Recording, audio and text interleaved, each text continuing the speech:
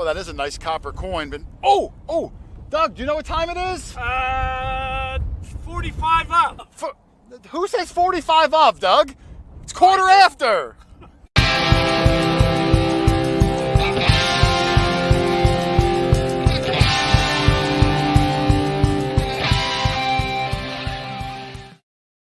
You guys know who says 45 of. Dog Tag Doug.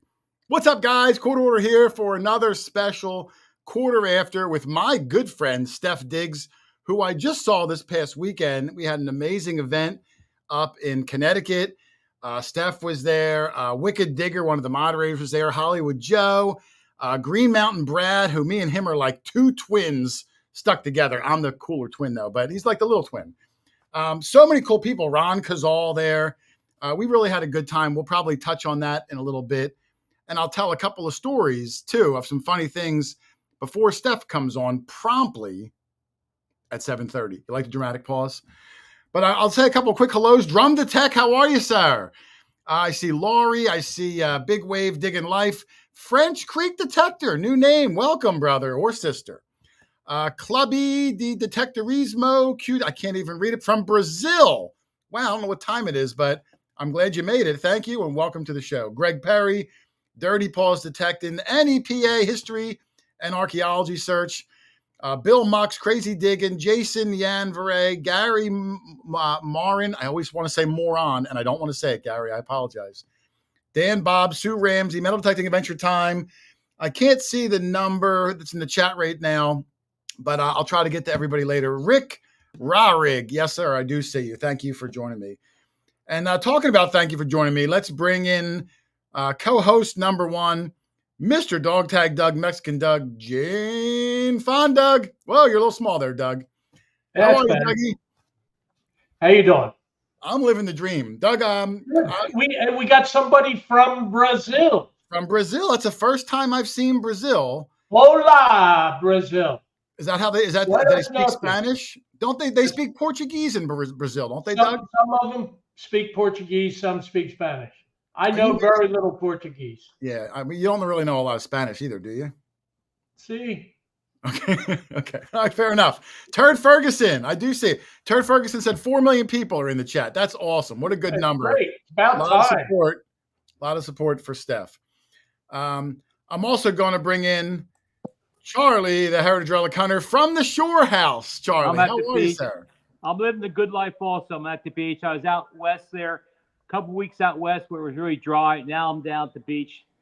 What kind of weather are you getting down by the beach? It is beautiful, absolutely beautiful. This is a great time to be here.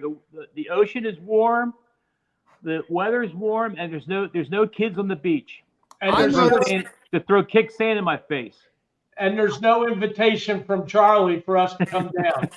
I notice whenever I go in the ocean, if I stand 2 feet behind Doug, it's always warm. Yeah. No, it's very pleasant down here, very pleasant. And you guys mentioned Brazil. I actually have cousins that live in Brazil, and they do speak Portuguese. I thought they did. The majority of them. Yes, they do. Yeah, she corrected me, or he corrected me. Oh, okay. That it's Portuguese? Yes. My grandfather's brother moved there, and that's where they live, in Brazil. Well, before the end of the show, Doug, if you can Google how to say thank you for coming in Portuguese, that'll be a nice surprise I will do that. For our new friend. We're also going to bring in, Doug, Lindiana Jones. Hi, everybody. Hi, Lynn. Now, we are Richless today. Rich wasn't able to make it at the last minute, but Lynn is going to play double parts today. I'm representing Rich today. Yeah, she's representing. Where's your beard? Have a beard you can put on, like a fake beard, do you, Lynn? It'll be too itchy. Can you put your hair in front of your face, or? Yeah, there you go. Not long enough anymore. All right, that's fair.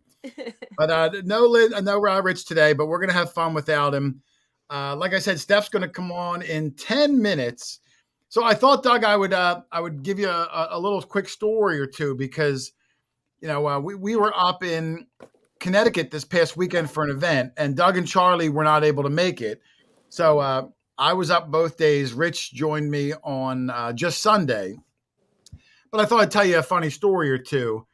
The first one is, we got these cabins for our lodging that the event coordinator, Brian, had a block of cabins people could stay in. So there was about maybe 20 cabins or so. Each cabin held maybe 16 people. Now, most of the attendees, Doug, were kind of local, so they didn't need a cabin. So there was a lot of extra room. So, I had a whole cabin to myself. And Brad, Green Mountain Brad, he had a whole cabin to himself. So we walked in. It was kind of late. And I met up with Brian. And I said, where do we go? And he said, well, any of these cabins, just pick whatever one you want. They're all the same. So, we start walking down. All the cabins are numbered. Like the first 8 were taken. So we had our choice between cabin 9 through 20.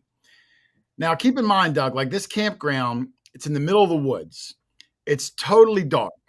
There's no cell reception whatsoever. So it's a little bit creepy. You can hear like wolves howling and all that kind of stuff. So I said to Brad, well, Brad, which one do you want? And what number cabin do you think Brad picked, Doug? Number 1. No. Remember I told you only 9 through 20 were 20. Oh, 9 through 20. No. 13. 13, Charlie. In the woods at night, no cell reception at a campground. He laughed death in the face and chose cabin number 13, Doug. Yeah. Wow. So, I said, all right. Now, he tried to play it off like he was all cool, but let me tell you, because kids use these cabins all summer, none of the cabin doors lock. So anyone can just walk into any cabin any time of the day. So he tried to play it cool, like I'm not afraid of no monster, but he blocked the doors with broomsticks so that if someone walked in, like the broomsticks would fall and he would get up and do some jujitsu or whatever he does. So I thought that was kind of funny. And there was no shades or curtains in any of the closets. So as you come out of the shower, like you're just exposed to whatever creatures are out there. So that was fun. And I forgot to pack a towel, Doug. The host, Brian, said, make sure you pack linens. In my mind, I said, all right, I'll bring a blanket. I'll bring a sheet. I brought a pillow. Forgot to bring a towel, Doug. I got out of the shower. I had the towel dry myself with an extra pair of socks and T-shirt that I brought. T-shirts are not very absorbent, Doug. I'm just smearing water like down my arm. I'm not a camper, and that was terrible. So I thought that was just kind of funny. It was a good little story to kind of set the stage for this eerie campground. But the hunt itself was a lot of fun. I really enjoyed it. And I'll give a shout out. I know Brad's putting his video out tomorrow. Wow. So, and I already saw it. He sent me a preview copy today. It's funny. There were some good finds. So if you don't watch them already, make sure you look for Green Mountain Metal Detecting's new video dropping tomorrow morning at, I don't even know what time he does, like 6 a.m, I think it is. Did you meet up with your moderator, Joe? Yeah, I saw it. Now, Joe only went Saturday. It was a pretty big field. I saw Joe a little bit in the morning. Our first spot, when you're at a big giant farm, you're trying to find a hot spot.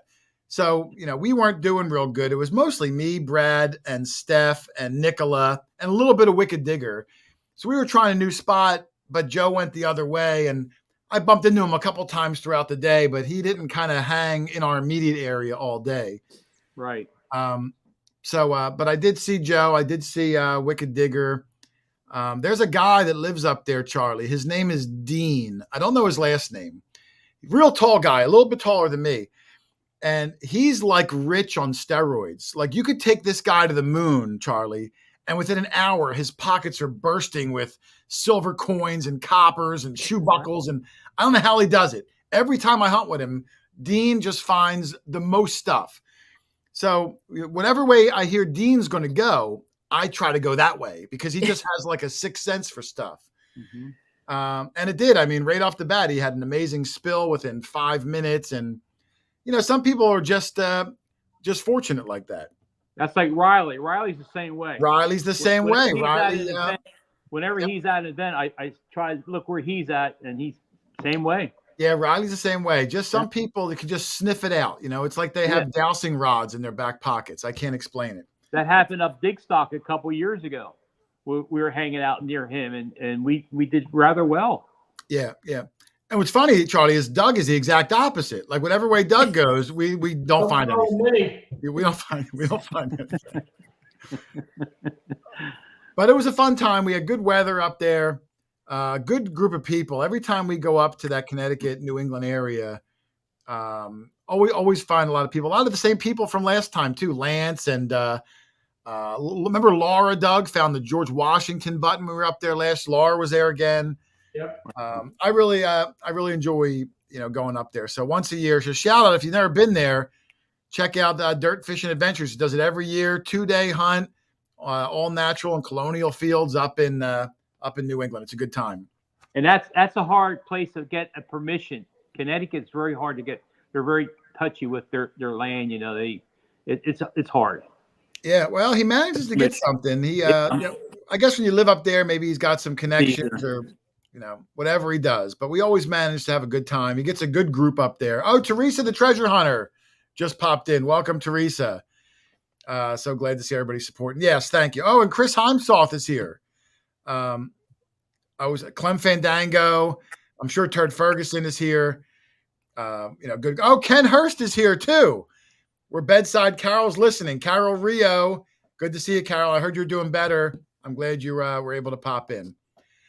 What time is it, Doug? 3 minutes until the big guests come on, Doug. Are you excited? Steph's one of those people in the hobby that when we go out and find difficult to ID things or a coin I'm not familiar with, she's on my short list of like 2 people that will call from the field and send photos and say like, Steph, what is this? Like, she's really good. I'm really curious how she accrued that knowledge. There's not many people I'm going to call from the field to ask what it is, but she's one of them. I really respect her IDing ability. And I don't know, maybe she may have only been doing it for a handful of years. We're going to find out in a minute and 20 seconds, Doug. That's what I did with the Cobb field, where I found that metal, which I thought was a kettle point, but I wasn't sure, down at the Cobb field, if you guys recall. And I reached out to her right away because she's found several, and she told me absolutely that was a kettle point. Yeah, she's good. I don't know how she does that. And like I said, like Riley Bryant's another one. He's on my short list. Like that, he's like 21, 22 years old. He knows the button. He's like a walking encyclopedia. In fact, he's coming on the show as a guest. I already booked him, Charlie. So Riley will be on soon. Yeah, up in New York, he found these buttons. He knew right away what every button was that we found. And every Civil War bullet. Some people are just really good like that. We are not good. Lynn's good at like that, but the rest of us, we barely know what we're doing out there. People think we're experts just because we have a YouTube channel. Little do they know. It's all phony. It's all, well, we only know things if we found them before, we learn as we go, sort of a thing. But Doug, I think we're going to bring in our guest. Are you excited, Doug? Let me see your excited face. There it is. That's the same as your napping face. But no, we're going to bring her in. Like I said, one of my good friends in the hobby, one of the few people I give my cell phone number to. I don't even give it to Doug. And one of the best IDing people in the hobby. Let's give a big round of applause to Stef Tanguay, a.k.a.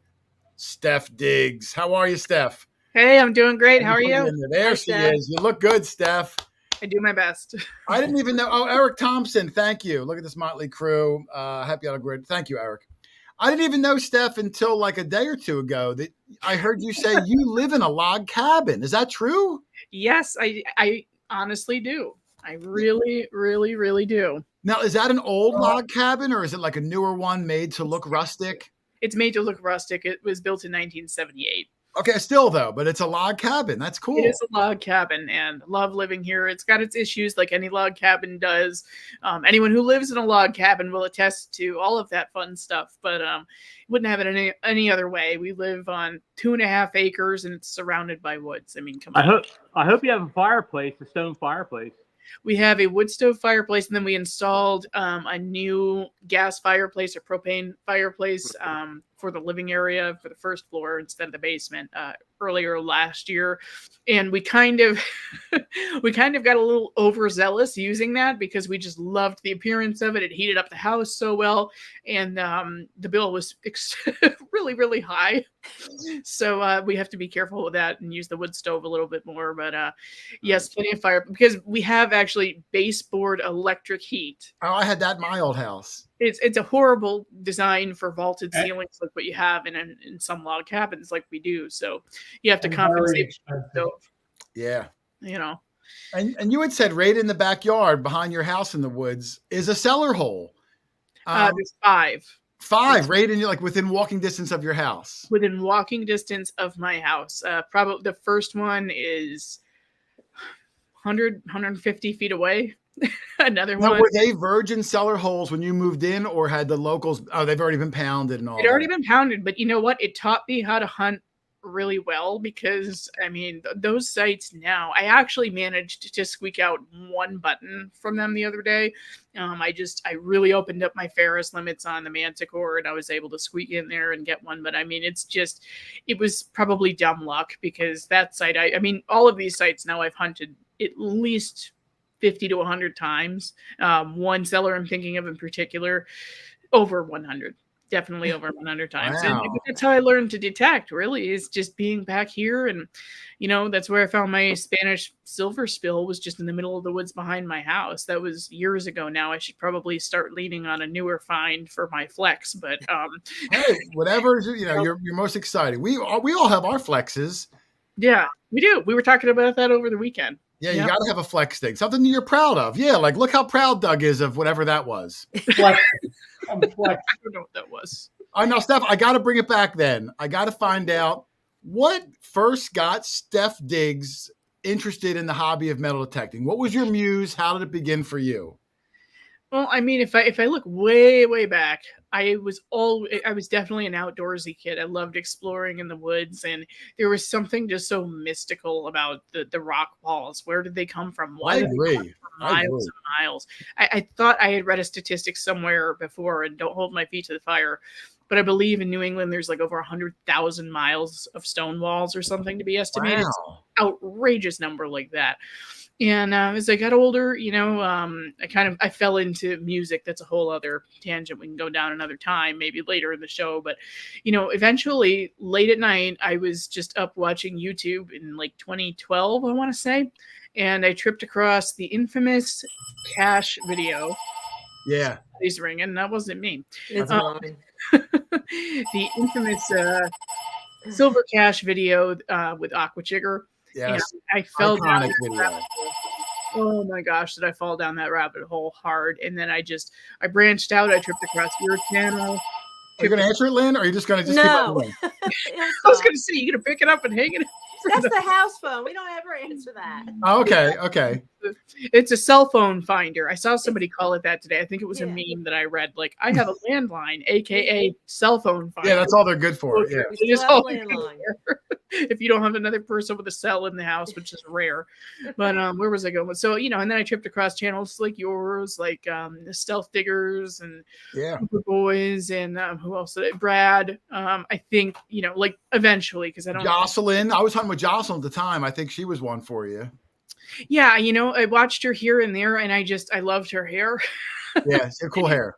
Yeah, she did. She always had it dyed some crazy color, usually like a pink or purple or something. And I met her in person in 2018, I think it was. And we really hit it off. We're friends for a very long time. I haven't, unfortunately, talked to her in quite some time, but both of us are just crazy busy. And I'm sure her much more than I running a business like that's been so successful. I'm so happy for her. Yeah, life gets in the way, but when we bumped into her, it's still, you know, you catch up. That's the good thing. Oh, she's definitely one of those friends. Like, you know, it's like we pick up where we left off when I do get to see her. So she and Drew are just great people. I have nothing but good things to say about them. So, but yeah, I mean, I tripped across your channel, and as I told you over the weekend, I had difficulty watching it at first because you sounded exactly like my boss. Same voice. Yeah. Copy. I was convinced you guys were related. I almost asked my boss, are you related to this guy named Jason who makes metal detecting videos? Because that's how similar your voices were. And So I was like, man, I feel like Chris is right here next to me, my boss. But in any I get recognized more from my voice than my face because I'm always pointing the camera at one of them, so I don't get a lot of airtime. yeah. But the voice, they hear the voice. Yeah, it's a So very you watch these YouTube videos. You're finding this new hobby. You're already a woodsy person.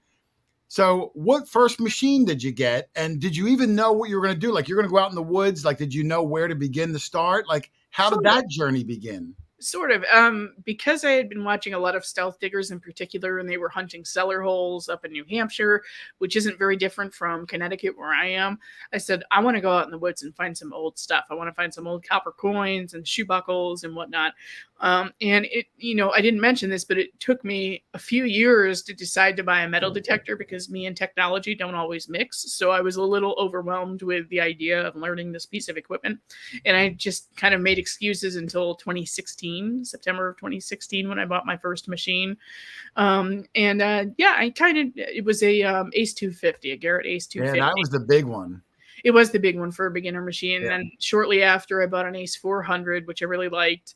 Found my first non-ferrous colonial find, which was a complete, well, not a complete, it was a shoe buckle frame, about 1690 to 1720 based on the size and the style of it. And from there, then I went to an AT Max. I mean, I had 3 machines in the first year because they're like That's Pringles. It is. And then in 2018, I wisened up and I got an Equinox, and it's been Mind Lab all day from there, pretty much. Yeah. We'll get on that, on how your journey evolved into the Mind Lab. But yeah, the first ones were the Garretts because that's what everybody was using at the time. The AT Pro was the most popular machine. It was like what the Equinox was, up until the. We all used that AT Pro. Everybody coming up. AT Pro. It was a beast back then. I mean, it still is a good machine. I'm not saying it's not, but there wasn't as much of a selection back then. It was priced good. It looked good. That was the machine everyone had back then. Definitely. All the Ace machines too. The Garrett really just kind of like owned the hobby sector, basically. Oh, they sure did. Yeah, they were good. Because they were affordable too. You buy these machines, you're inspired by some of YouTube channels, you're going out in the woods, you're finding cool stuff. Yep. So when does the jump come then? I'm going to start my own YouTube channel. And did you know anything about it? Did you know how to edit a video? Did you know how to hold the camera, portrait, landscape? What started that whole journey? Because it's really 2 hobbies we're doing at the same time. Yeah, and you can very quickly make it into kind of a job because it takes up, as you know, just so many hours. I mean, I was saying this. I think I had said it to both you and Brad, but I know Brad's eyes went wide when I said that I spent 16 hours editing the Rosa Americana video. Because if I do like a cut in or something, 3 to 5 minutes, that can be a 7 to 8 hours. Sure can. Yep. But searching for B-roll pictures and writing the photos, the checking my sources and making darn sure that I'm putting out correct information, the script, and just how I want it all to flow, and visualizing it can take quite some time. So in any case, though, I kind of about a year or so after I got into the hobby, I had started growing kind of don't mind my dog over here, kind of a small following on, she'll come into the frame eventually, but I kind of was starting to grow a following on Facebook, and I said, you know what? I took video editing in college, and I absolutely loved that class. It's my favorite class I've ever taken. I took to it right away. And I said, you know what better way to pay homage to what got me into the hobby than to do the same exact thing and get other people into the hobby? Yeah, that's awesome. It's exactly why I wanted to do it. And, we're at 5 years now, still going strong, still putting out, for the most part, weekly videos, unless something pops up. I drop every Monday. So, my passion, as you know, is just the colonial sites. Although we did talk about maybe branching out a little bit. Just I wasn't trying to change your mind. I'm just trying to. But it was a good idea, though. It's a good idea to try to branch out. Your channel has been a real good one. And, I'm going to say, like, you're one of the pioneers of women in the hobby. It's not a very woman-dominated hobby. And there's no physical reason that a woman couldn't do it as good, if not better, than a man. It just doesn't appeal to them mostly. Have you had challenges or any bias that you've noticed? You don't have to be specific, but, being a woman in a hobby that, for whatever reason, is male-dominated, have you had any negative or any issues treading those waters?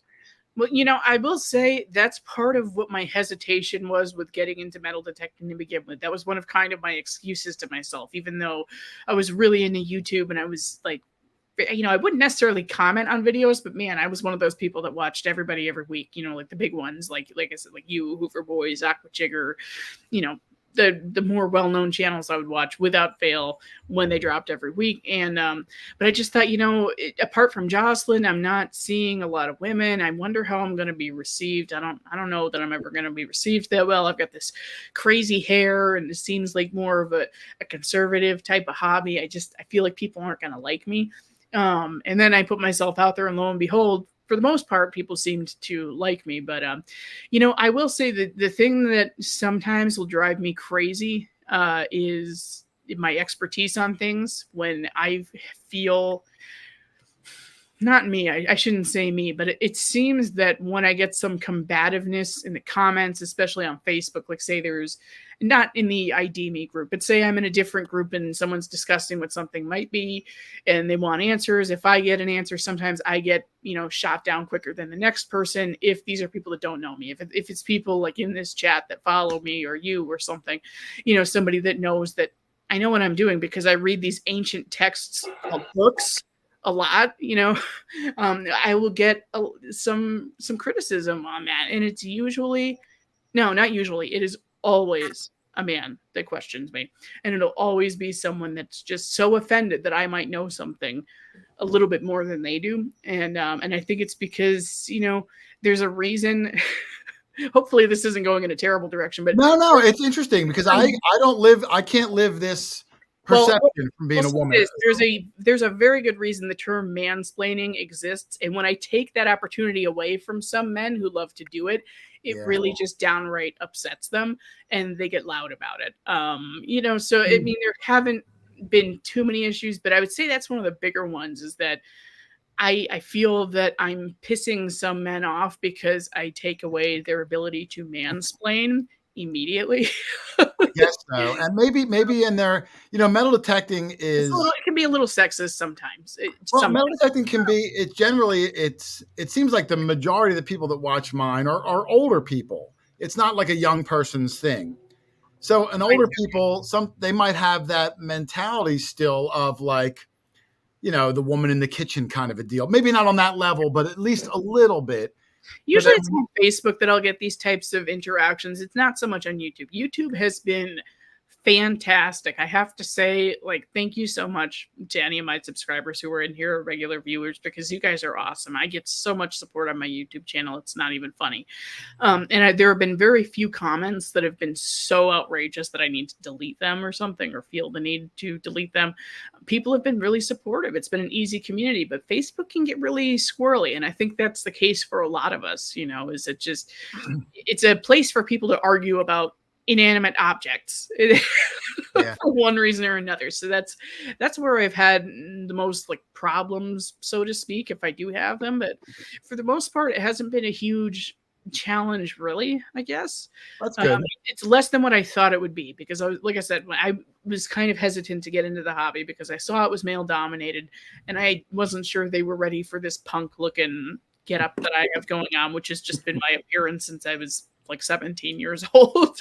Yeah, you definitely have a unique look, Stef. Yeah, I think that's fit in, but that's for the better because I'll tell you what, whenever I'm at a rally, I can hear someone from 200 feet away. I might not see them, but I hear, noticed. Hey, what's up? Yeah, I mean, as a YouTuber, to have a unique look that is only yours, I think is a positive. It's huge, and I didn't realize it at the time. I thought, I think I look a little too funky for this, but actually, it's perfect. Well, Stef, can I interrupt you? Yeah. Route 78 on the way to Digstock many years ago, you drove by. I knew right away. Your head was out the window and saw your hair. I knew it was you right away. Yep. Because I did a double take and I was like, it's Charlie. So I rolled down the window. I was like, what's up? I was doing 80. I was doing 80. You passed me. Yep. And that wasn't even the year we got pulled over for doing 99 miles an hour. We were trying to race to one of the last dig stocks that was up in New York, Nick and I. That's and they been at clocked least her at 99. I'm like, geez, we didn't need to go that fast to get to the meet and greet. You know, we could have skipped it if it meant going 99 miles an hour. So Yeah, there that's was the some first time I met open. you. You're waving at me going by. you know, That's about 4 or 5 years ago, I believe it was. Yeah, it was a while ago. That Yeah. but it was. it was Pound the Ground. That was 5 years ago. Yeah, Pound the Ground. That's what it was. Pound the Ground, right?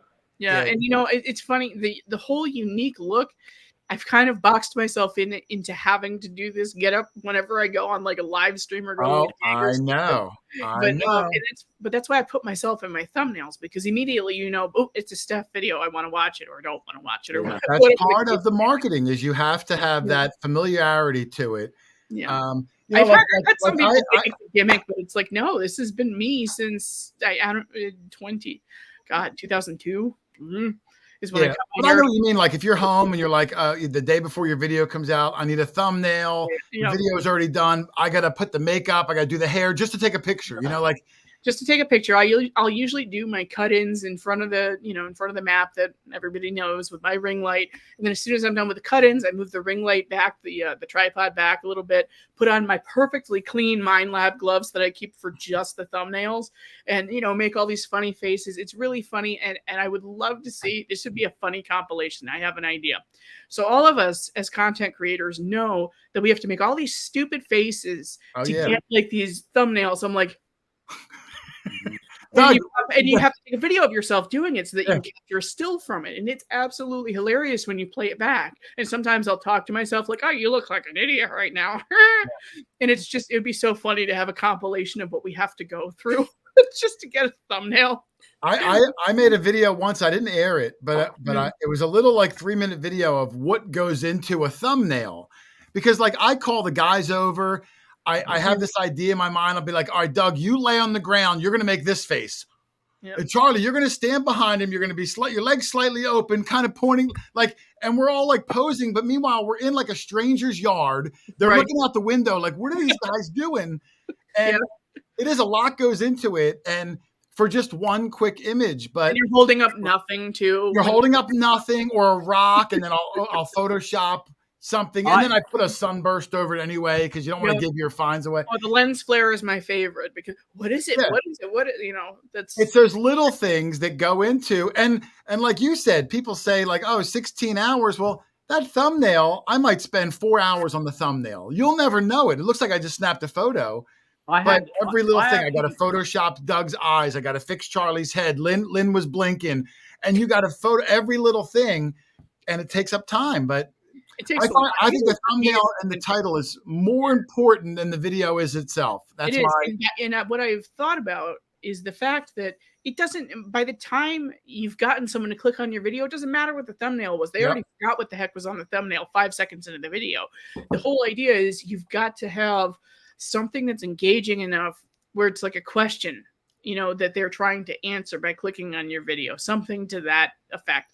Like, when even a video I put out a few weeks ago that did really well for my metrics anyway, it just says on the thumbnail, Virgin 1700 cellar hole. And I had that, font with a big drop shadow over my spread of finds for the day. You can very clearly see a shoe buckle. You can see some other things, but you don't know what they are.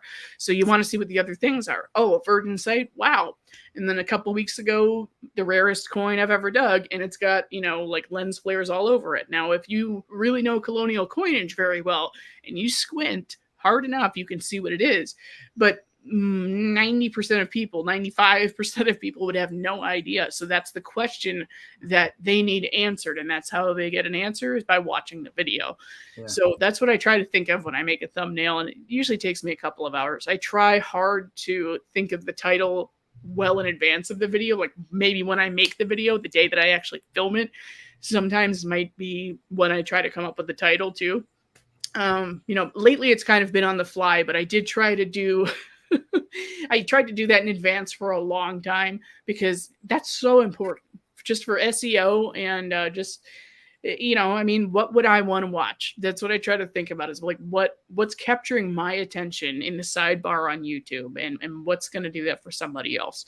And getting that across in a very simple manner is harder to do than people would think. You can't have a bazillion things in one thumbnail. It gets lost when it's an inch in size if you're on your laptop. If you're on your phone, it's probably even smaller, right? So you have to get a really quick impression across that makes someone say, ooh, and that's tougher to do than people would think. Yeah, it's really hard, and it goes through trial and error. It goes through just experience. Like I have my like 6 or 7 basic thumbnails, and they're all slightly variations of it. I'll use a little bit of text, never too much text. I've seen people use like a whole paragraph, and it covers your whole image. Keep in mind, it might look good when you make it on your screen, but it's this big, and if there's like a paragraph of text, people can't see anything, and I find that they don't click on it as much. What I'll do is, just to proof it, is I will minimize it to I do the same. I minimize it. Yep. Yeah, I'll minimize it to about the size it'll look like on your homepage, and then I'll actually overlay it on the homepage to kind of see how it would look compared with other, thumbnails of metal detecting videos, because that's 90% of what I watch are detecting videos, very rarely anything else. And, that's sometimes if I'm undecided on where I want to go with the thumbnail, that might be a deciding factor, but definitely shrinking it and seeing how it looks on a small canvas, because I used to put more wording than I should have. I used to put more items in the thumbnail than I ever should have. It's someone to me said recently, I don't know what it is, but your thumbnails are on fire lately. They look amazing. And it's because I've really tried to scale it back, make it basic just to get that click. And then you draw people in with the content itself.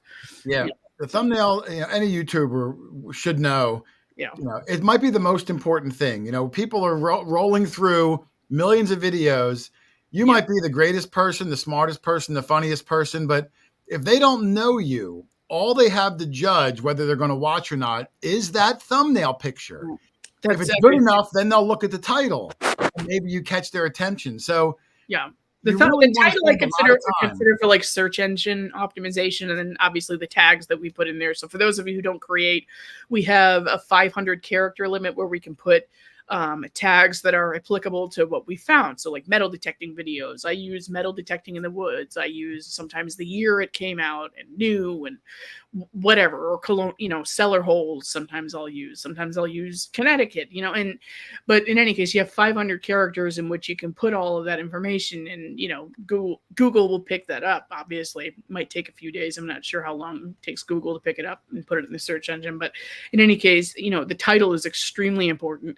I have to use, I don't know how many characters it is, but to put in the MindLab Manticore, because that's still a really hot machine right now that people want to know about. So I know people are searching for that because I see it in my analytics, and I always put Stef Digs in the title, which is kind of a double whammy because that's the name of the channel, but it's also the highest search term underneath metal detecting that leads people to my videos.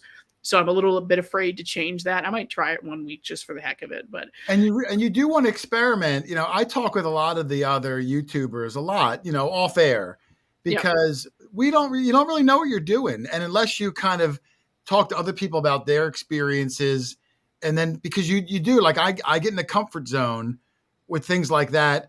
Like my video that I put out 2 days ago, Steph, was the first video in almost 10 years that I did not put metal detecting in the title. And I've thought about it for years. And I thought, it just takes up so many characters. And it's hard to put it in the flow of a sentence. So finally, after that's another thing I have to put in my metal detecting MindLab Manticore Stef Digs, that takes up the title. So finally, enough friends talked me into trying it, and I did not put it in the title this week. And Steph, asked Doug, after 2 days, it's the best video I've put out in maybe 8 months. I didn't notice the views. I watched That's okay, but I'm saying that's great. I think that once the algorithm knows who you are and the content you put out, you can kind of manipulate your keywords because it already knows who you are. It already knows you metal detect. It already knows your Stef Digs.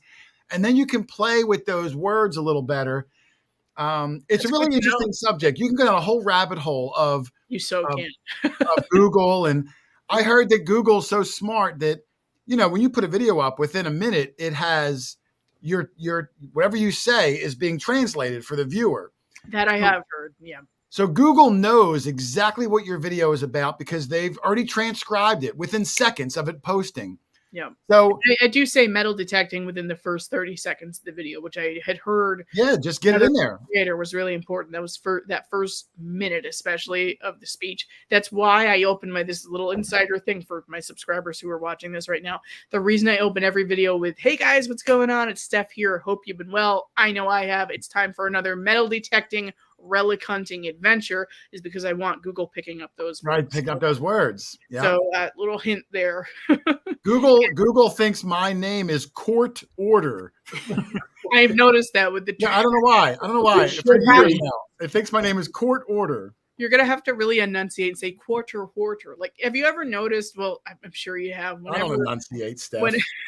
But you have to, because otherwise your captions are hilarious. But anyway, I've noticed, like, if I don't enunciate something properly in the field, stop what I'm doing, reset whatever I was holding. Okay, I metal detected that, blah, blah, blah, whatever it might be. I don't know. You have to enunciate, otherwise those captions are. Yeah. A lot of people do watch it on mute. I mean, think of how many times you're watching a YouTube video in bed and you don't want to disturb the person next to you by watching it with the sound on or something, or if you're watching reels or just something stupid in the middle of the night, whatever. The captions are important. And I actually never had turned on closed captions for my videos until maybe a year and a half ago, until it occurred to me, oh, maybe I ought to do that. And it definitely helped the views some. So that's really important to do. It's funny to see how it translates. Doug, do you notice when you watch, I usually spew off like 3 or 4 nicknames for you. Does the closed caption get them all right? I can't say that I ever took notice, but I will.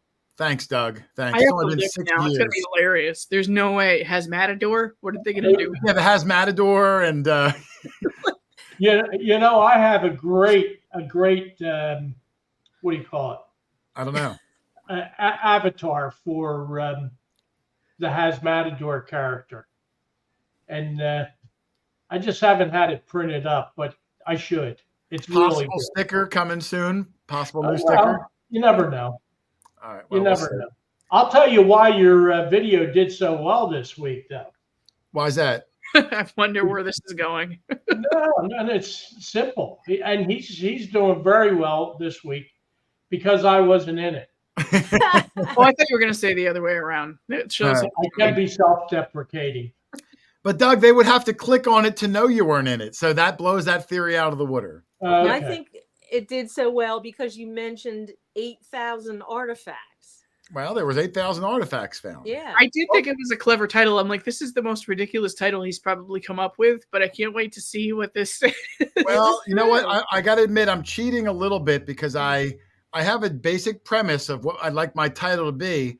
Yeah. And now I interact with ChatGPT a lot to try to find the exact formulation of characters, the exact adjectives that I want and don't want. And that's why it's so exciting for me to maybe get the monkey off my back and be able to take metal detecting out of a title here and there, because it utilizes so many characters. And if Google's not relying on that, it opens up a lot more freedom that I don't have to, I got to have this, and this. It leaves me 6 characters. What can I say? It doesn't open up a lot. Yep. It's true. And I will definitely give that a shot, and I'll try chat. Well, it's good. And it's just, I'm saying, I guess my moral is, it took me 10 years to muster up the courage one time. Yeah. I want to try to start experimenting because what do I got to lose? Maybe one video doesn't do good, but I think the algorithm is smart enough that Google knows what your entire video is about within 2 seconds of you posting it, and it'll put it in front of the eyes of the right people. So it'll be an interesting journey because I really want to try to manipulate it a little bit and free myself of these character restraints, Yeah, I'm going to try to do the same thing. I think I'm going to really try to do that. For sure. All right. Well, I didn't want to go on a tangent there about all that stuff. This might not be entertaining to everybody who just watches the videos and doesn't create. I don't know. Well, if you're like, this is the stuff. Like, do I want to ask you all day long, like, what's your favorite find? I mean, I will. But I mean, these things like this, like the process of what goes into it. Like when Stef says she spends 16 hours on a video, these are the things, the intangible things that the viewer never finds out about, never knows about. They just see the finished product and they make a decision. I like it or I don't like it. Mm-hmm. But we're constantly tweaking or editing or trying new things, small things. You don't want something drastic, small things to try to pave your way and find your lane. And then hopefully, resonate with people. And it's a challenge, and none of us really know what we're doing. So we talk to each other, we experiment, and you try to have fun. You want to stay genuine to yourself, but you also you don't want to invest 20 hours a week and, you're hurting yourself with bad decisions. So these are the ways how we all grow. So there's for people out there. Thank you for putting up with our background. You only get this content on the Quarter After show, Stef. So hey Stef, right. when you get a phone call from Jason 2 days before we hunt to bring a wheelbarrow to the hunt, you know he has something in his mind that's kind of ridiculous, but it works out pretty good. I had an idea for a thumbnail, and I said, Charlie, can you bring a wheelbarrow to this field we're going to? And he's like, why? I said, just bring the wheelbarrow. My goal was I wanted us all to have our backs to the camera. We're walking into the field, but Doug, who's like the prima donna sometimes, is laying in the wheelbarrow, and Lynn is like getting ready to push him out to the field. I thought that's going to be really funny. I like to experiment with stuff like that. But sometimes that creates pressure on a guy like me, because I went out in the barn to get a wheelbarrow, for Jason, but it had cow manure in it yet. That's perfect. So I was in a dilemma. He said, make sure you bring a wheelbarrow. I don't want to bring this wheelbarrow with cow manure in it. So I contacted my neighbor, and he just bought a brand new one. So, Doug, that was a brand new wheelbarrow you laid in or sat in that day. Really? Then why did I smell like cow crap all day? Did you change your underwear from the week That's before? your problem. Okay. Maybe that was it. But it turned out to be a funny thumbnail. Yeah, it was good. It was good. Right, I do remember that one. When you said wheelbarrow, it jogged my memory. I was like, I think that's the one where they put. I just like to try things. It didn't work. It didn't resonate real well. But you know what? It's worth it to try something different, something that I think is funny. Because ultimately, if you're happy with what you put out, you can't ask for much more than that. Yeah. And I thought it was funny. And that's why, every so often I will have a delay where I cannot get the video out in a week because, oh my God, I just realized I made so much work for myself because I know I have to do a historical cut-in or I'm not doing this justice.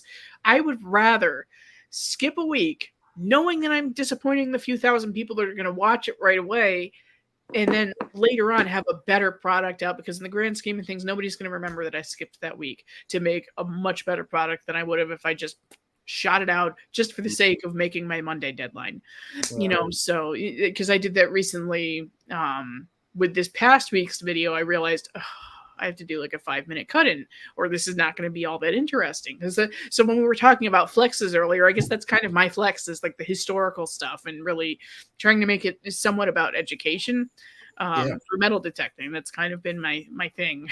And where you are up in New England, I think in general, the New England detectorists find stuff even older than the stuff we find. Would you agree, Charlie, that they seem to edge us out by like maybe 50 years? And we live outside of Philadelphia, pretty historic. It depends. If you guys are if you ever go to Maryland or something, I've seen silly old stuff come out. Well, I'm saying there's old stuff up and down the coast, but in general, you'll pluck out, and not just you, but other New England diggers. Yeah. The tree shillings and the liards and stuff that's like the 1600s that we just don't get a ton of down here. But I agree with you about Maryland. Maryland, yes, they do get some old stuff, more so than us in Pennsylvania. Yeah, that's some of the oldest stuff I've seen in the U.S. comes out of Maryland and Virginia, I would say. It's probably the oldest in the U.S., but we are not far behind. I mean, I have... I don't know what the last count was. The last time I think I counted was maybe 2021 or 22, and I had like 13 or 14 1600s coins.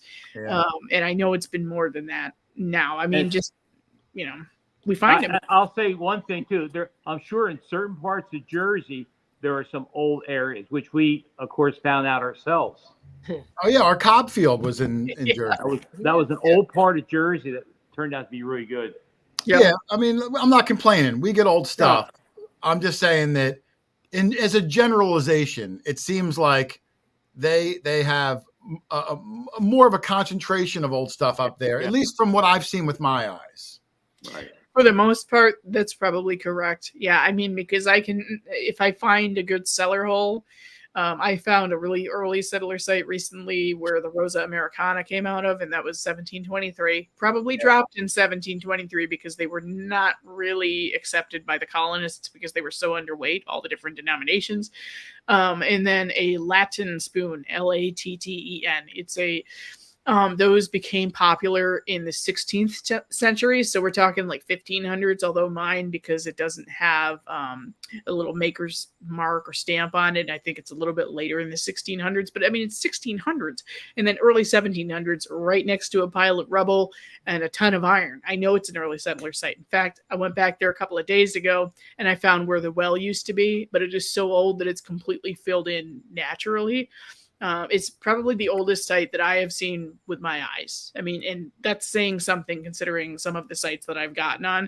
So it'll be really nice when the overgrowth dies down. I was kind of doing a test to see how the overgrowth was doing, because the last few videos that I put out took place really close to this site.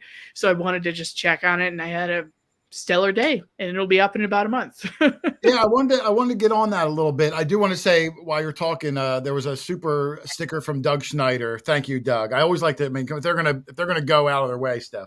Thank you, Doug. Yeah. But now you up there, at least from the majority of the videos I see, looks like you love, and you said it, detecting in the woods, those old cellar holes, which is a whole different challenge than the detecting we do. You know, it's easier to dig in a farm field or a yard.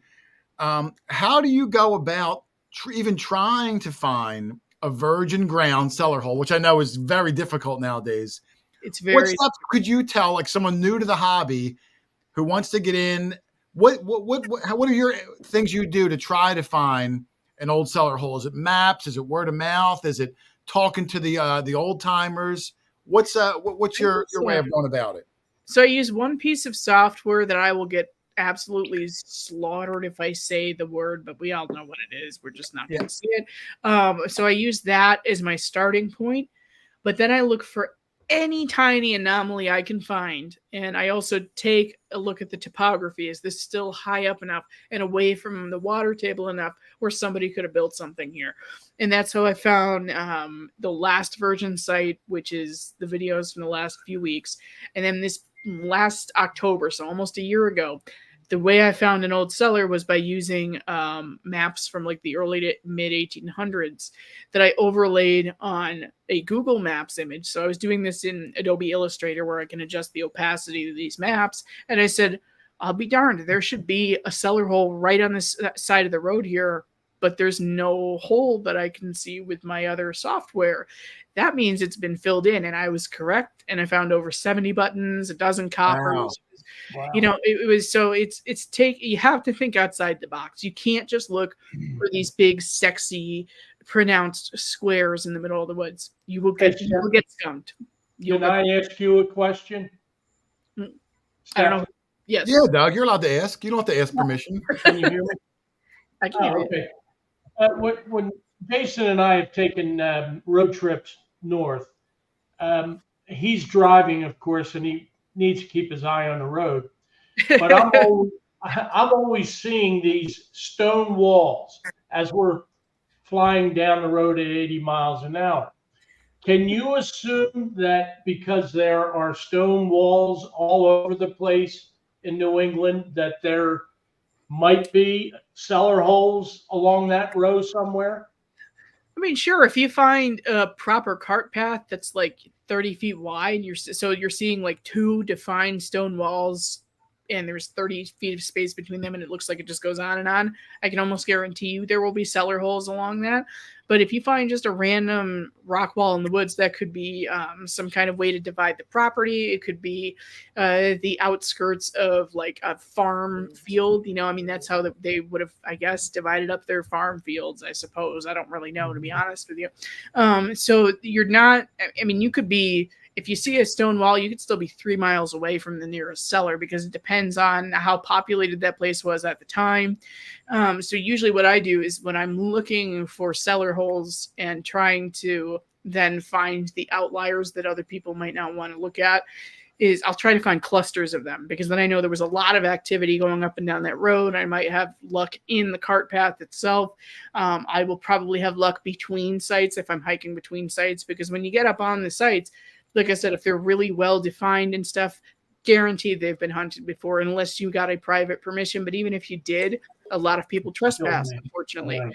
So because it's easy to do, frankly, in the woods, it's not that hard to do. I mean, you know, it's no good. But so virgin cellars are tough to find, even if you get permission. But that's your best bet, is to try to get a permission, then try to get ones that are really close to a standing home or something. That's always a good possibility.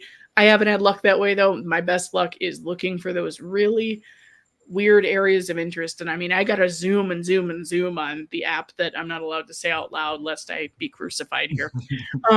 But anyway, you know, and really just looking for those tiny little anomalies that could be something, and taking a risk. And it might be a 3 or 4 mile risk, but guess what? It could really be amazing. And so far, you know, a couple of times this year, it's been amazing. I've gotten a lot of videos out of 2 sites.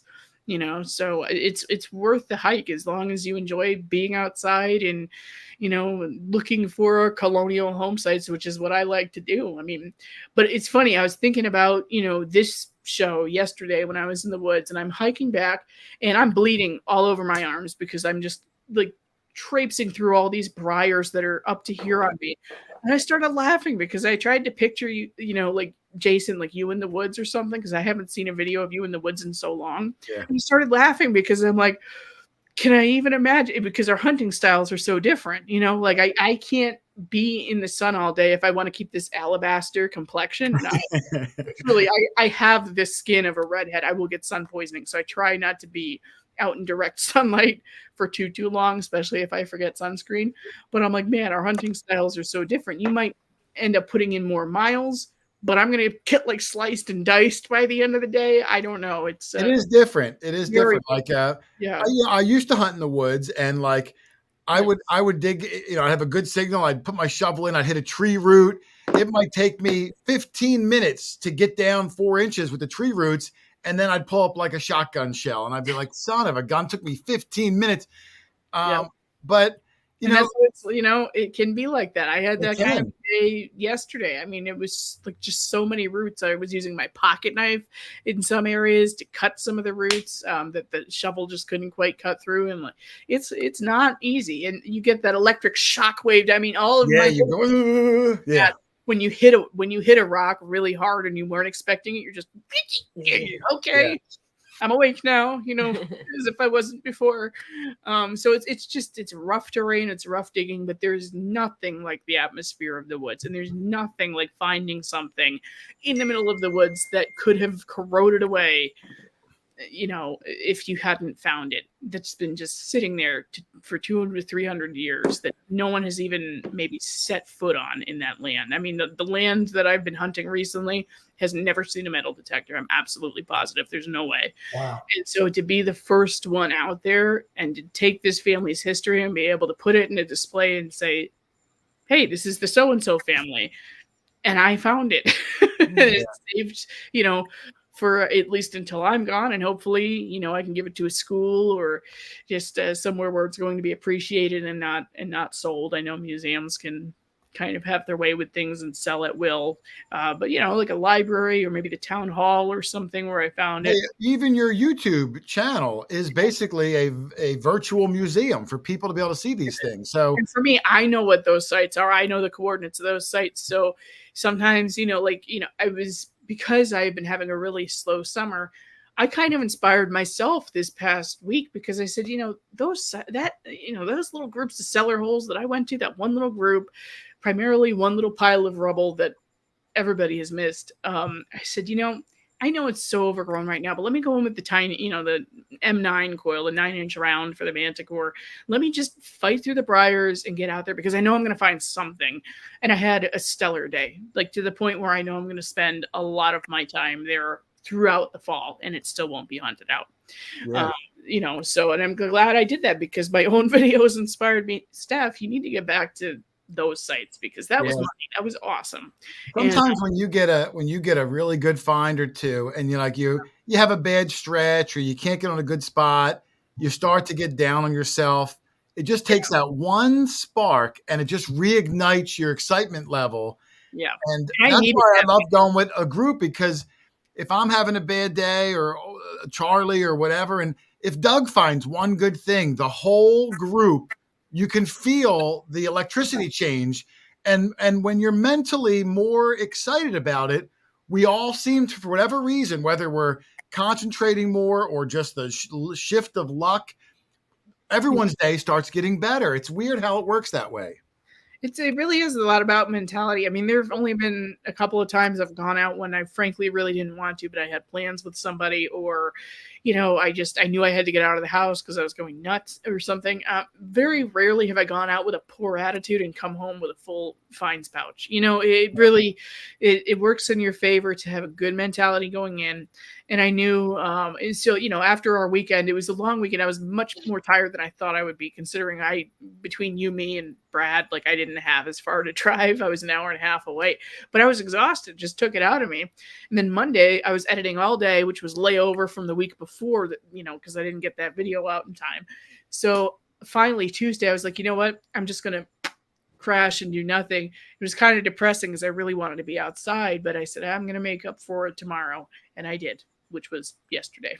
No, it's nice. It's nice when it works out that way. Yeah, and you got to give yourself a break every so often. I was not feeling it because I said, if I go out today and I get skunked, I'm going to snap my machine in half. I was having one of those types of months, kind of, and so I said, no, I need to be in a bit of a better mentality to go out if I'm going to be successful. So sometimes you just got to back away for a day, and sometimes it helps too. And this is something I'm bad about. I actually don't have many displays set up. This is my setup here. This is what I do. So ignore the rocks, but you see all those coin easels? Oh yeah. Okay. I keep a lot of that in my living room, but I also have a curio cabinet, and that's it. And I don't have a lot of displays. I've only got one curio. I'm going to be ordering some more, but if you make some displays for yourself and you have them around the house, I feel like that's really good encouragement to remember what you have accomplished when you're having a really bad day or a really bad month. And that's what I need to do, is prioritize making displays and say, you know what? You've done good. It's okay that you're having a crappy month, because next month is going to be better, and you know it. So that's something I need to do, and it's something I'd encourage everybody to do, is at least have a couple of nice big displays in your house, even if it's just in your den or in the basement or something, where you can look back and say, wow, look at what I've accomplished, or wow, look at what I've saved. Yeah, I agree. And not only that, but I even have things throughout my house that are, you could say they were a trash find, like nothing great. But that piece reminds me of the day and who I was with, and that makes me smile.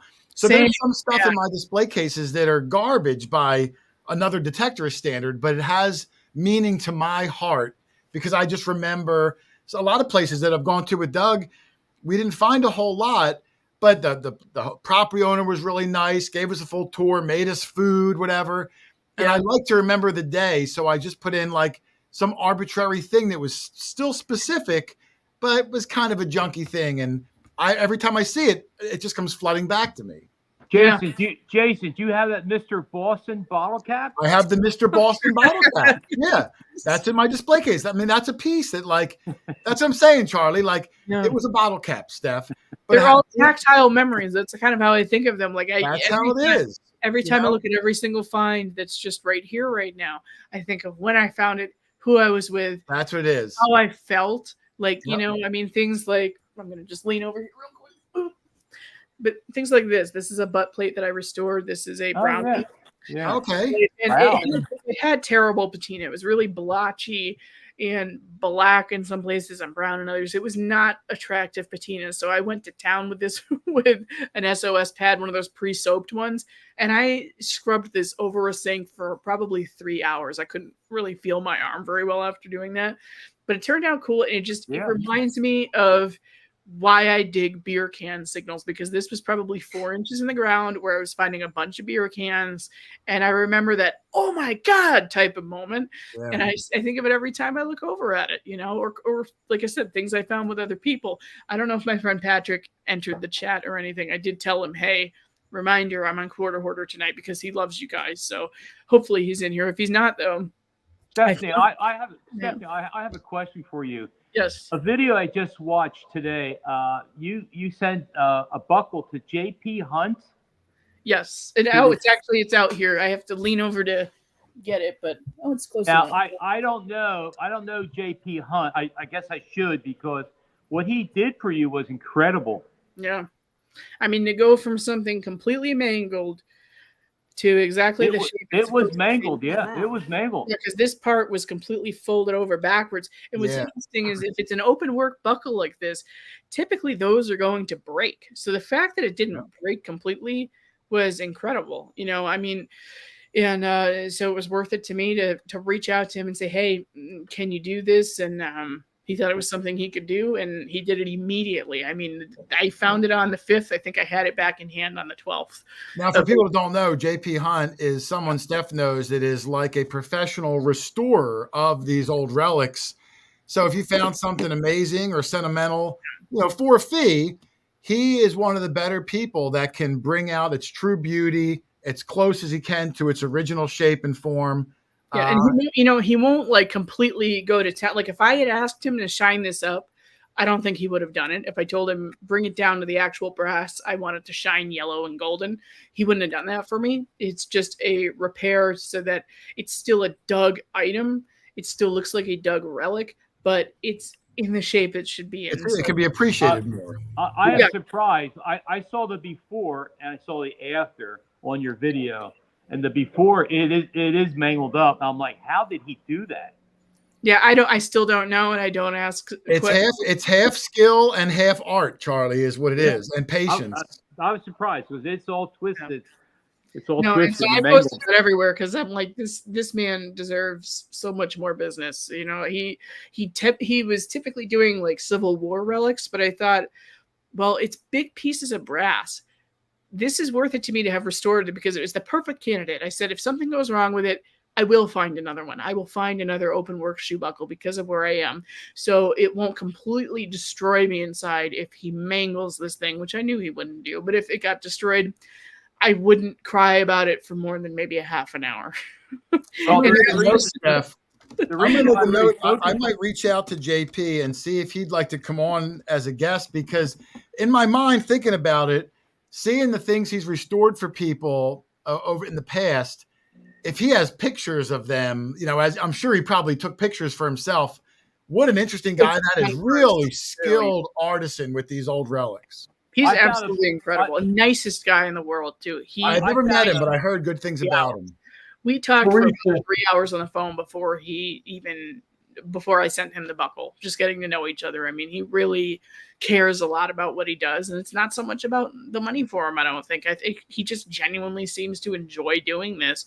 And I've seen him do a few shoe buckles since I shared mine all over the place. And it gives me like warmness in my heart to know that some people are sending their colonial relics to him and kind of broadening what he's able to do and what he can play with, But I'm going to see if he'll come on. I heard a rumor that he can't stand Doug, but I'm going to see if he'll just, he'll come on anyway. Very few people can. Teresa put his Facebook link in the chat. Okay, there's a Facebook in there to JP. Like I said, he's done good work. If he accepts your friend request, I'm sure he's probably got photos of some of the things he's done over the years. He posts a lot of his restorations. He posts them in one of the groups I admin, restoring your finds. It's a pretty big group. I think there's about 20,000 people in our group. I'm not in there a ton, but he's probably one of the top contributors. He must post something every other day, and he shows, from when he got it, all different angles of it, when it was mangled, and then all of a sudden, as you're scrolling through, oh, it's just fixed. It just looks perfect, and it's got all the patina on it and everything, and you're like, how? Because I would never try to bend old brass unless it's been like in the muck deep in the water or something where it's not getting a lot of oxygen to it, you cannot mess with silver, brass, copper, anything like that that's been sitting in dry-ish dirt for 2 Yeah, to 3 it's scary. I mean, I have very little experience with that, but I know when I found my GW button, Yeah, I wanted it was tacoed, and I knew I wouldn't appreciate it in that manner.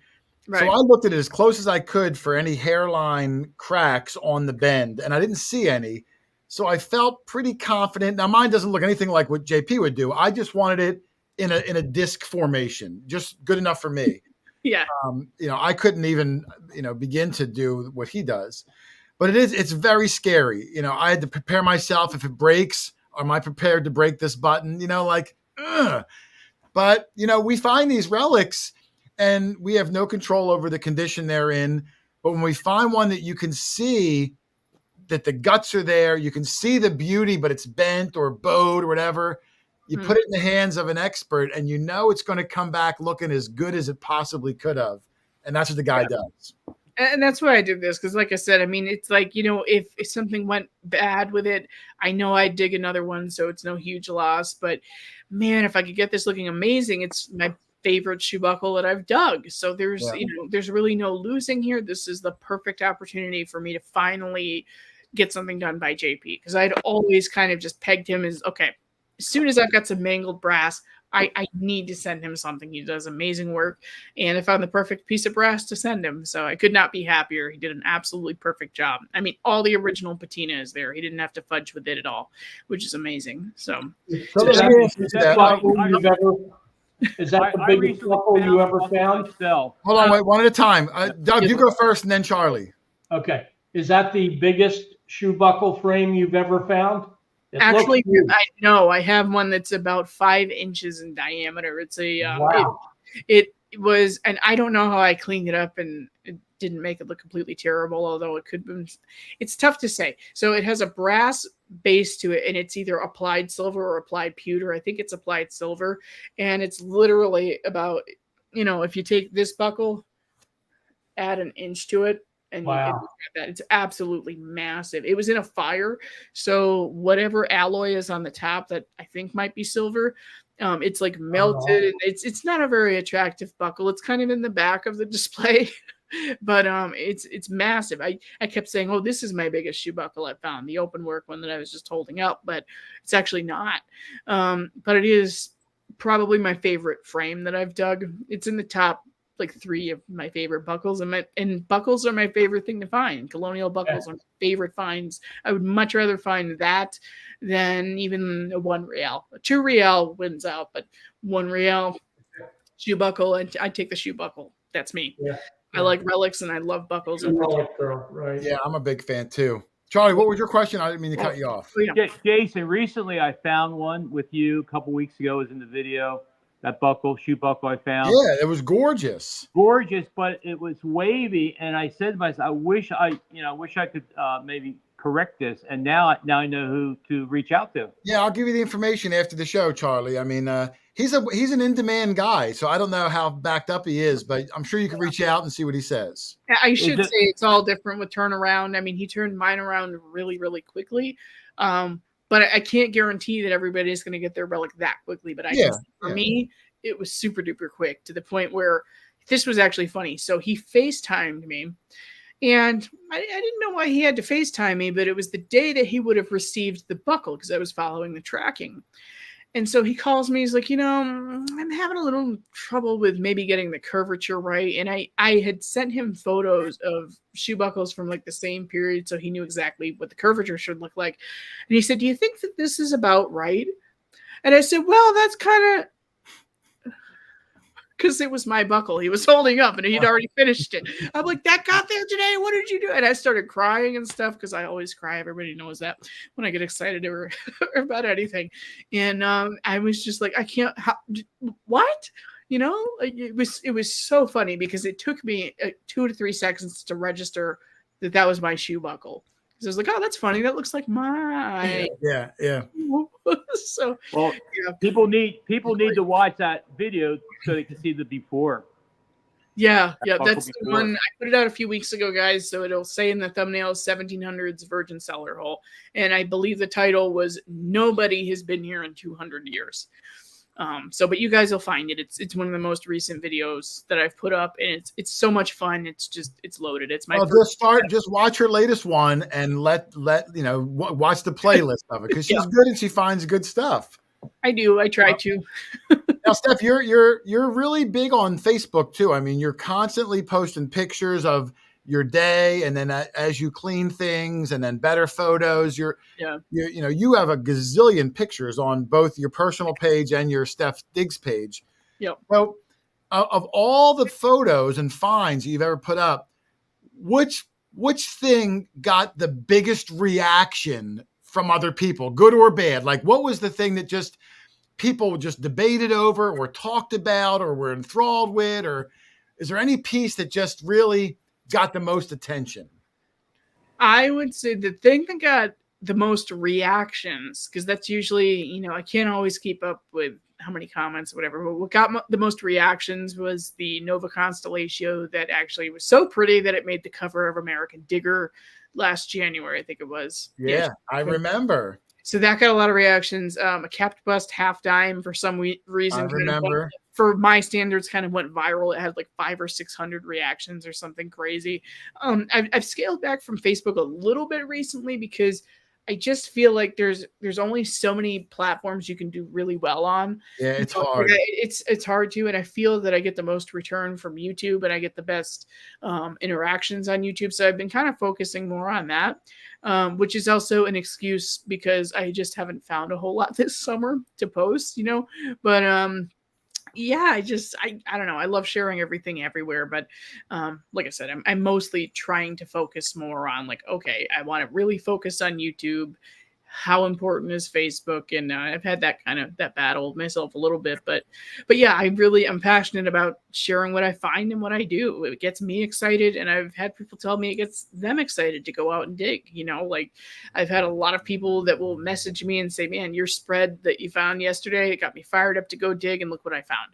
And same with the videos and stuff too. So it's like, well, if what I'm posting and inspires someone else to go out and dig something awesome, that's amazing. And my as far as I'm concerned, I've done my job. I've done my part. It is a compliment. I get a lot of emails for the same thing, that, when you're inspiring to someone, either by your find or, my videos are a little more goofy, where if our banter and just casual talking puts a smile on your face, that's what it's really all about.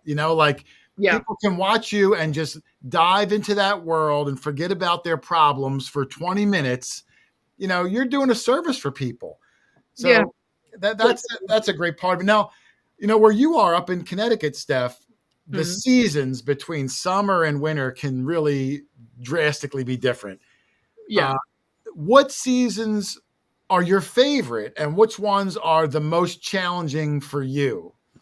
We'll start with most challenging. I absolutely detest summer for a number of reasons.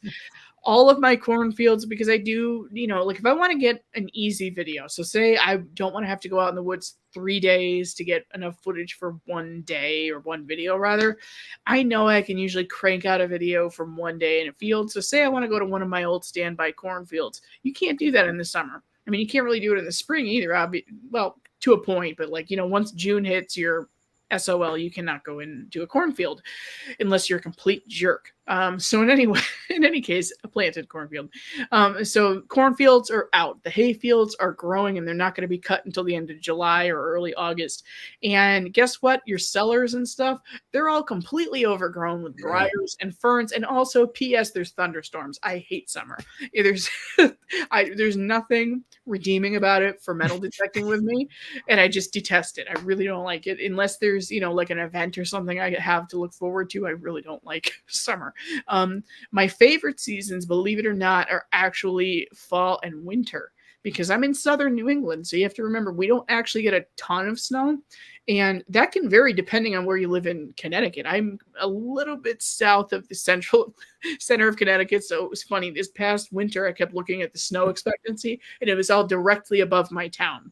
So thankfully, I do have places to go within 20 minutes that will have no snow and might be thawed through the winter. I mean, my best, probably the best finds I would think of 2023 came out at the very end of the year and then into the beginning of 2024 because we didn't have a very deep freeze this year. So, and that's kind of been that way since, oddly enough, maybe like 2019, 2020. We haven't had a deep freeze where it's like this much frozen ground and you can't even dig in the woods. So in the winter, I love it because you can see everything. I get lost in a paper bag. So for me to be able to actually see the few sites that I'm working in between and knowing I'm not going to get lost and it's thawed and I can just layer up as much as I want to and I'll be fine. That's my favorite thing. I actually love hunting in the winter. I really do. And then fall, for obvious reasons, for those of you who are not in the Northeast and you don't know what the big buzz is about leaf peeping, you would understand if you're out here in October. It's just absolutely gorgeous. It really, really is. It's a magical place to be in the fall. I pulled over like a typical tourist on the ride home this weekend. Because I came up around this bend on 87, and all you see is this side of a mountain with trees everywhere. And even though I'm colorblind, I can see bands of different colors, even though I don't know what they are. I had to pull over and take a picture to show my wife because it just is so it's so like postcard picturesque. It's so beautiful. And it's just like there's nothing like that. The winter is coming. I didn't mean winter is coming. What's the Game I didn't mean to do that. I didn't mean. I do like Game of Thrones. Yes, I do too. What's my house that I like the most? I think Lannister, honestly. But I'm also a Slytherin, so that's like Harry Potter. That's not Game of Thrones. No, I know. I sllipped into why. Oh, okay. We're just all saying over. Okay. I don't know. Well, so, but I find them the most entertaining. I love Cersei Lannister. I just think it's hilarious that I can't remember the actress's name, but that she can just literally stand on a balcony and drink wine and make hundreds of thousands of dollars as an actress. I love it. Yeah, she's good. Her character is something else. That was a tangent, but I just feeling that just having that scent of like the crisp fall air and winter, I just love it. I absolutely love it. And spring is all right. But it can be hit and miss with when they decide to plant corn, because usually if I'm in a field, it's corn. Or if I do have a good hay field or something, it's a crapshoot as to whether they're starting to grow the first round of hay for the year. So, and I don't do a lot of yards. I know I've told you that before, and I think my audience knows by now that I really don't do a lot of yards because I like the ambiance of being really far away from people. I'm an extrovert. If you come up to me at an event, I will talk your ear off just like Jason will. So if you see Jason at an event, he'll talk your ear off just like I will. But like when I'm actually out there detecting, I like to be alone. I like to hear nothing but the birds and the squirrels and whatever other animals, and hopefully nothing dangerous. And just the wind and the trees. I like that whole ambiance. So even though I'm an extrovert, I really am very much an introvert when I'm actually digging. I have like one buddy, my friend Patrick, that I would go out with, pretty much religiously every weekend. And then both of us just got, low on permissions, and he doesn't have as much time to dig as I do, which kind of can rule out, scouting cellar holes for a day. Although we did do that a few weeks ago and we did okay. But I like digging alone. I really do. When I'm out there making my videos, I just like to be able to take my time. I love the anticipation of what's in the hole. Your pinpointer starts going off after you have a good signal. I savor it. I will stay at the hole for 2 to 3 minutes, recovering my target, just savoring it. Out in the middle of nowhere. That's my thing. Now, I've done both. Now, do you have any worries when you are by yourself in the woods? I mean, like you said, if you trip over a root and break your arm, or you run into an animal, do you take any precautions? Like you tell somebody, hey, this is where I'm going to be, or anything? Because there's a lot of dangers when you go by yourself, especially it gets pretty vast up in those woods where you are. It gets vast. And a friend of mine actually was saying, I hope that you give somebody your GPS coordinates for where you're going, because one time I was in the woods and he either sprained or broke his ankle on a rock wall just crossing over to get it to a cellar. And he thankfully wasn't that far from his car, so he could crawl back. So what I'll do is I'll tell Nicola exactly what site I'm going to. And if she's not familiar with the site, I will give her the GPS coordinates. Yeah. And she knows, if it's dark out and I'm not picking up my phone, because sometimes I'll stay past when, the sun sets. But normally I'll just kind of pop in and say, hey, I'm not going to be home until X time or whatever. But if she hasn't heard from me by say 7:00 at night this time of year, and she can't reach me, she would know something is drastically wrong and that she needs to come find me. So far, knock on wood, so good. But yeah, that's a precaution I take every time. Well, I'm glad it's on your radar at least. I'm glad that's on your It radar. has to be. If you're doing these cellar holes, you need to tell somebody you trust, just a close family member, a partner, whatever, exactly where you are. Somebody has to know where you are. Or you can always enable, if you have an iPhone, the Find My app. Yeah. You can add people so that they can see exactly where you are. In fact, Nick and I need to do that because, what if I wander off in a different direction because my OnX Hunt app wasn't working and sent me the wrong way, and now I'm a mile, over yonder and I have no idea where I am. Yonder, Charlie. Look, someone else uses that term. There you go. That's an old school joke that Charlie and I had. Somebody commented once that I used the word flabbergasted in a video, and they were just like they were flabbergasted that I said the word flabbergasted. They thought we have to use that. Doug, remind me. Jeff, did you ever use the word Hamlet? Hamlet. Yeah. No, I don't think so. Not would you know what it means, Steph? If I said, like a small homestead type son of a gun. What? I didn't know what it meant, but even Steph knows. Well, the vocabulary is always apparently it's not my strong suit. Pick a word every day and increase your vocabulary. That's what I'm gonna try to do. There's a sign up in New England that you see once in a while on back roads that I love, and it says thickly settled, and there'll be like 3 houses there. And have you ever seen that, Steph? No. What does that mean? I've seen it. It just means that it's like what they consider thickly settled. But whenever I've seen it, there's like 3 or 4 houses, and that's what they consider a settlement. Wow. I've seen it in Massachusetts and Connecticut and different New England states. Oh, Turd Ferguson's seen it. I think she's in Maine. She's in New Hampshire. Oh, New Hampshire. I'm sorry. Yeah. That's interesting. I've actually never seen or heard that. So. But it's never thickly settled. It's always like sparse. Yeah. I'll have to look, but all right, Steph, I got a few more questions for you, and then we'll open up to the chat. So, Doug, if you see any questions in the chat, let me know while you're still awake. But one question I had for you, because I kind of know the answer, but I'd like to hear you say it. You've been detecting now on YouTube 5 years or so. 5 on YouTube. Yep. What effects has the notoriety you've achieved affected, like your friendships, maybe sponsorships? Like, how has your life changed from being new to the platform to where you sit now, which is, you got to be proud of what you've achieved so far. Yeah, it's kind of slow going. I didn't grow as fast as like you or our friend Brad did or something, but it's steady though. It's always steady growth, and my viewers stick around because the views I get, it's over 50% of my subscriber base that's watching the video. So these are people who, when they subscribe, they love me and they come back week after week, which is incredible. So to continue to grow that is just, I appreciate that so much. If subscribers are in the chat, thank you a million times over. And, but it's interesting. So, that did, obviously the notoriety with YouTube and kind of knowing a few of the right people, that got me in with MindLab, which was, I joined up with MindLab in 2021. So I was already 2 years deep into YouTube, very committed to it. And, my team leader at MindLab obviously liked what she saw and took me on because she really enjoyed my enthusiasm and also, the informative side of my videos too. So, but let me stop you real quick. Just to clarify, Steph, when she says her affiliation with MindLab, Steph is a MindLab detectspert, which is an honored thing. Can you explain to people what that is and what what your relationship with MindLab, just so they can kind of see within 2 years? That's a pretty envious spot that a lot of people would love to have, and you earned it in a relatively short time. I did. And I'll preface this with, I just heard the garage door open, so the dogs are going to go crazy in a minute because Nick's home. Okay. But so wait, now I need to refresh the question. When Nick comes home, Doug, I'll have you go crazy. That way my dogs go crazy too.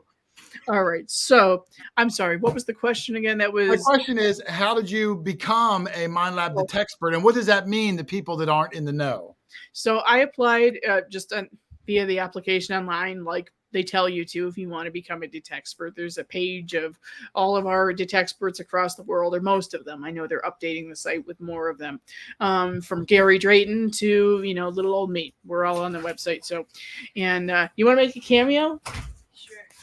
Here comes Nick. Ba-bum. Nick was also detecting with us up in Connecticut. And that's Oscar, my French bulldog, who's saying, okay, there's Oscar. Nick, how are you? It's good to see you.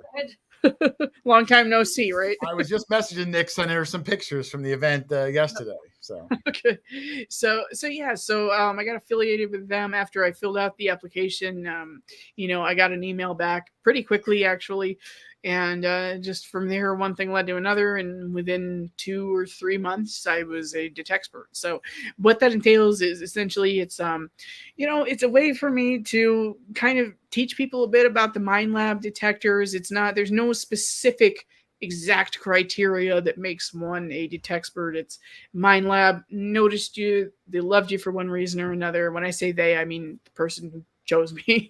I'm specifically not dropping names because I don't want. You can say her name. I mean, I didn't want everyone to bother Debbie so much. Debbie is very busy, and I've met Debbie many times over the years. One of the nicest people in the hobby. She's a sweetheart, and she's just and she's such a hard worker too. It pushes you to work that much harder at the booth too, because we don't mess around. There's always somebody at the tent, always. Yes.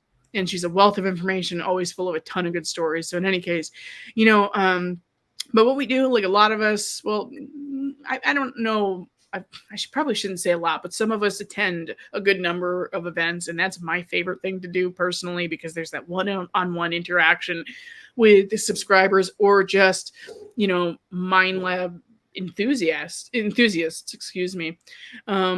want to talk to you, want to get to know their machines better. So we do a lot of that. I was able to do 2 exclusive releases, one for the Profine 40 pinpointer last summer, which was a huge honor. I actually had, I think it was a 10.5-hour lead on the Mind Lab channel to release a video on a product that nobody knew existed yet. And then the Xterra Elite that came out this year, I was one of the couple detectexperts that was tasked with making a kind of an introductory video to it. And let me stop you only because I have experience in that, Stef. And just so people understand, these metal detecting companies, these big giants in the industry, when they put all of their faith and their confidence for a release of a new piece of equipment that could financially make them or break them, and they put it in the hands of a YouTuber, because I've been in the same situation. Sure. That is so much trust and respect that you had to earn to get that spot. Yep. So kudos to you. I mean, I might swing a different brand, but that doesn't mean that I'm against another brand. I watch, I respect it. We're all doing the same thing. It doesn't, to me, it doesn't, as long as somebody is happy with what they swing. It's good for the hobby. Competition's good for the hobby. But I thought, man, what a show of respect that they gave you by letting you pull the line with that new piece of equipment. Yeah, I mean, to do the pinpointer was one thing that, to me, I felt like, okay, this is kind of my trial, if you will. Like, if I get this right, if I do a really good job with this, they might let me do another release.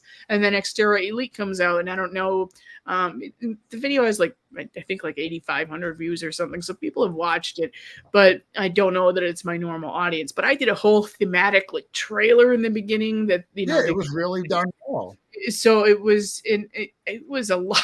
That was like a 50 or 60 hour video. I told Doug when I did my triple score, it was almost 50 hours. Yeah, 50 hours. And we're not kidding. See, because I didn't know that he spent 50 hours on that. Hours, so we're telling the truth here. But yeah, it was a pretty quick turnaround time. I got the machine 8 days before I had to drop a video, or before I had to turn it in rather to Mind Lab so that they could use pieces for the launch and stuff. And of course, the whole time I know about this, I got to keep my mouth shut. Sure, it's everything's NDA and all that. Mm-hmm. So and that's crucial. So actually, when I went to film the intro shot for having a wave crash over the machine to show that it's IP68 waterproof, I had to make sure that it was just getting dark enough where you could still see the detector, but not a lot of people were on the beach because no one was allowed to see the thing. Yeah. So the rest of the shots were fine because I was in the middle of the woods.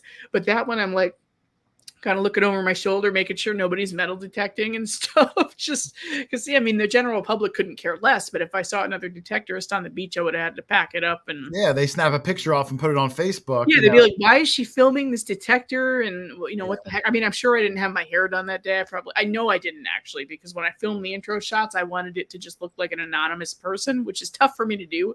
But when I throw on my bucket hat and I've got the headphones on and my backpack, from a distance, you can't tell that it's me. And that's what I wanted to get across, is it's just a detectorist. It has nothing to do with me. I didn't want the intro to be about me at all.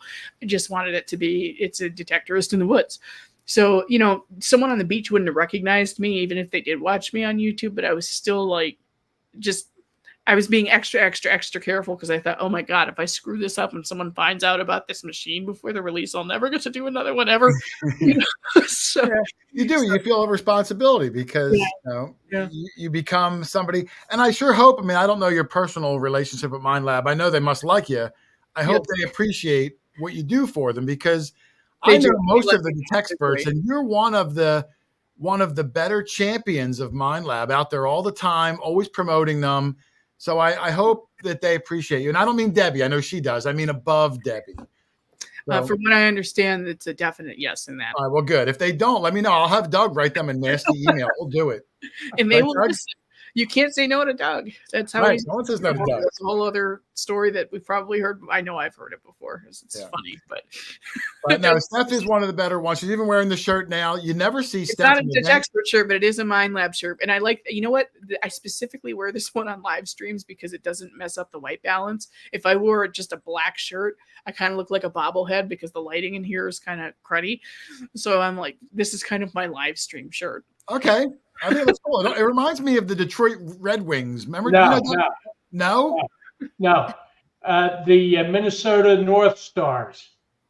I don't know who that. Way back in the 70s, 80s. 1970s? Yeah. No, 1870s. They were a legitimate NHL team. Okay. And if you don't see the Mind Lab written underneath, sit back a little bit, Steph. There you go. See the Mind Lab? I can see it. Like, when she's talking. Just the N. Well, it looks like an N. It kind of reminded me of the Old North Stars.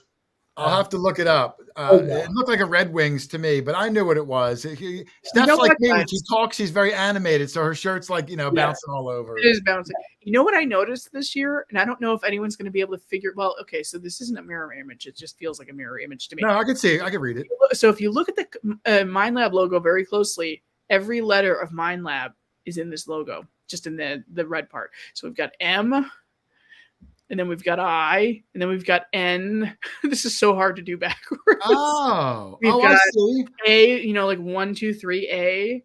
We have, I know I missed a letter in there. Where's the B? Where's the B? I think that's also represented by these three here. Okay. Yeah, so you have to use a lot of imagination. You have to use a lot of imagination. I was like, what? Because one night I'm just kind of sitting around. I'm like, what is this logo? If you use enough imagination, I can see Dog Tag Doug in that logo. If you use enough imagination, it's kind of like when you make up. It's like cloud shapes on coppers. I think I see something. Like, no, that's corrosion. But yeah, I was able to at one point say, oh my God, I see every letter. Now I could be completely full of it, and Mind Lab could tell me no, it really just says like ML or something. But I think it has every letter in there. You might be right. I'm not good at finding it. I feel like there's every letter in this because that's kind of that makes it a cool logo to me. If it doesn't, now everyone's going to be talking about it, which is good enough. If you look hard enough, guys, you will find it all. You will find all the letters in the logo itself, which I thought was pretty cool. So now Rich isn't here tonight, and unfortunately, I was going to kind of segue this part to Rich because in our group, Rich is the most Native American. He loves the Native American stuff more than the rest of us, and you're a big proponent of that. Like Charlie said earlier, we called you when we found the kettle point, out in the field to confirm it. Where did your knowledge of Native American stuff and trade sites come from? Because we don't hear a lot about that. Did you have to reach out to that? Were there circles of friends? Where did you get all that from to become a respected person in that niche? Yeah, respected that depends who you ask. I've actually had people tell me that I have no idea what I'm talking about, but like we talked about earlier, respected by me. That's all. Those are the emasculated gentlemen of the hobby. They like to tell me I don't know what I'm talking about because they don't know how to read a book. I said it anyway. So a lot of, there were a few people in particular way early on. I mean, to the point where I can't even remember the names right now. Greg Shipley I've talked to on a number of occasions where I have kind of a questionable find. There is a really excellent group on Facebook. It's called I think it's Doug Fur Trade and Early Colonial. I'd have to look it up. But in any case, there is a fur trade group on Facebook, and there is a wealth of knowledge in that group. There are a lot of people who specifically only hunt fur trade sites, and I think it's absolutely fascinating, which also got me interested in old copper culture. I don't, a lot of people don't know this, but in the like Great Lakes region, about 8,000, anywhere from like 3,000 to 8,000 years ago, Native Americans were using copper to make tools like, axes and spearheads and awls, like little working tools, one of which I actually found in Connecticut. And you can identify it by like these little worm tracks that were on there. But in any case, back to the fur trade era, because that's thousands of years in the future, so like 1700s. I really just dove deep into a lot of books. I just did as much research as I could because I thought it was absolutely fascinating to find metal arrowheads. In one of my earliest permissions I actually got when I was working at with my metal detecting club at the Brooklyn Fair in Connecticut. So it's just like this big agricultural kind of fair, and then they have all these different booths with different vendors. And so we set up a metal detecting booth, and there was this couple that I was chatting with, and they said, we live on a Native American village and we own it. It's 300 acres, and we found stuff from the 1600s. You want to come out and detect it? So it's like I couldn't get there fast enough. And Nick and I both found kettle points on the first day. I found something similar to what you found this past weekend. It's a little. Don't you tell my good find. It's a little doodad thing, and mine broke, and I threw it out, and I found out years later what it was, and I was so pissed that I threw it out because it was trade related. Yeah. And I just find it incredibly fascinating. I think it's so cool. So any kind of article that I can read on, and any book I can find on it. Of course, there's a lot of. It's still kind of a new area of research, even though it's really old history and it does fall in the historic era. It's not prehistoric. It is contact period. So, 1600s. It's only really been getting delved into in the last maybe decade-ish. So there's still a lot that people are learning about it. And I want to be part of that because I just think it's so fascinating, because that's a very short snapshot in time where the Europeans and Native Americans thrived off of each other. And, I can't even imagine what those interactions must have been like. My mind wanders, like, how did they even communicate? Because none of, the Native Americans certainly didn't speak English before the Europeans came over. So did they like mime at each other? I mean, how did this go down? Yeah. I just think about that, and I find it absolutely fascinating because it goes down the same way when I go into a Chinese restaurant and I want to order something. Like, you find a way. I need what you got, you need what I got, and you find a way. Yeah, so it's just, they found a way, and I just think that is so cool. And obviously we know that some things went very downhill after that, but that short snapshot in time of when we first made contact, which is why it's called the contact period, and these items that we traded with Native Americans. And what a lot of people don't know is that this is where capitalism began in the United States, was the fur trade, because this trader or that trader was trying to outdo each other with their little trinkets that they would trade with the Native Americans so that they could get more beaver pelts, so that they could make more bank back from England when they would send the beaver pelts over there, so that England could go ahead and make all these top hats and all this fun stuff out of it, or whatever they made, and frock coats and stuff. So it became highly competitive to make the coolest little doodads that you could in order to persuade the natives to trade with you. And so it's the history of capitalism in the United States. And not a lot of people know that, they don't know that that's where it came from. Yeah. And so it's the start of a lot of different things. And again, it's just that short snapshot in time that I find absolutely fascinating. Lynn, do you have pieces from that Native American trade era in your collection in your house? I mean, you have so much stuff, I don't remember. Yeah, most of the pieces that I have are the fur trade era is more the 1600s. Again, when there was contact. Depends on the area. Like if you go to if you go to where do I want to say? I want to say Wisconsin. I know there's a guy that's kind of in the upper, like the central northern America. The fur trade, I guess, lasted until maybe the 1850s. But out where we are, and in the eastern coast, is 1600s. Well, what we find is more the Delaware, the Lenape Indians, and we're talking 2,000 to 10,000 years old. on the points, the arrowheads, the different things. I've found, several right in our yard, and they're like late archaic period. So it's a whole different period. It's just a different kind of thing, all Native Americans, but it's completely, it is very, very different though. But you must find the earlier stuff too, right? Seldom, because I don't do a lot of cornfields and they don't till. They don't till. She finds like that when I say Native American for Stef specifically, like the early settlers that came over that were trading with the natives, like around that time where, we already had firearms and we're trading our old pots and they're making the arrowhead points out of it. Like, what an interesting period, because now these Native Americans that have lived here for 10,000 years are seeing these things that are brand new to their eyes. And we're seeing them with like gold jewelry because the natives thought it was pretty, but we saw it as money. And, it became that weird trading period where we were kind of using them for their valuables, and we had these like things that probably looked magical to them. Right. They like guns. Really, they love guns.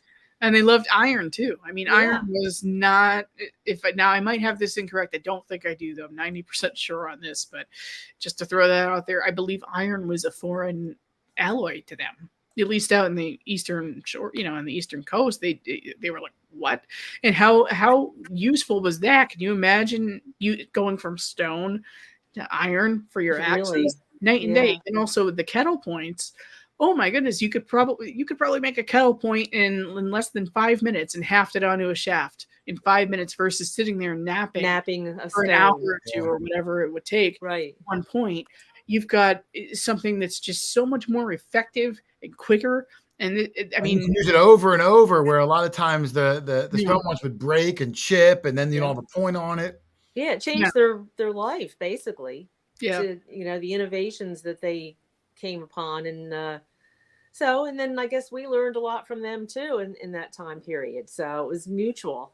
Yep. Yeah, it was very much a symbiotic relationship and when it first began, and then of course, as we all know, that went downhill. It went bad. Yeah, it went really bad, pretty fast. But just those early beginnings where it was still cordial and a very, like I said, symbiotic relationship.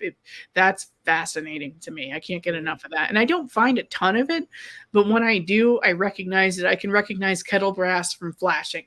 There are a lot of people, unfortunately, that will post a piece of flashing or something, and there's a very different patina on 400-year-old brass versus 100-year-old brass. You can completely tell the difference if you've studied, if you have enough study pieces at the ready, I guess, with your research, you can definitely tell, all right, well, that's 400 years old. So even though it's a scrap of crap, I'm going to keep it because it's brass scrap. I found in a field last year where my friend Patrick actually found a Native American pendant that was made out of a piece of a kettle.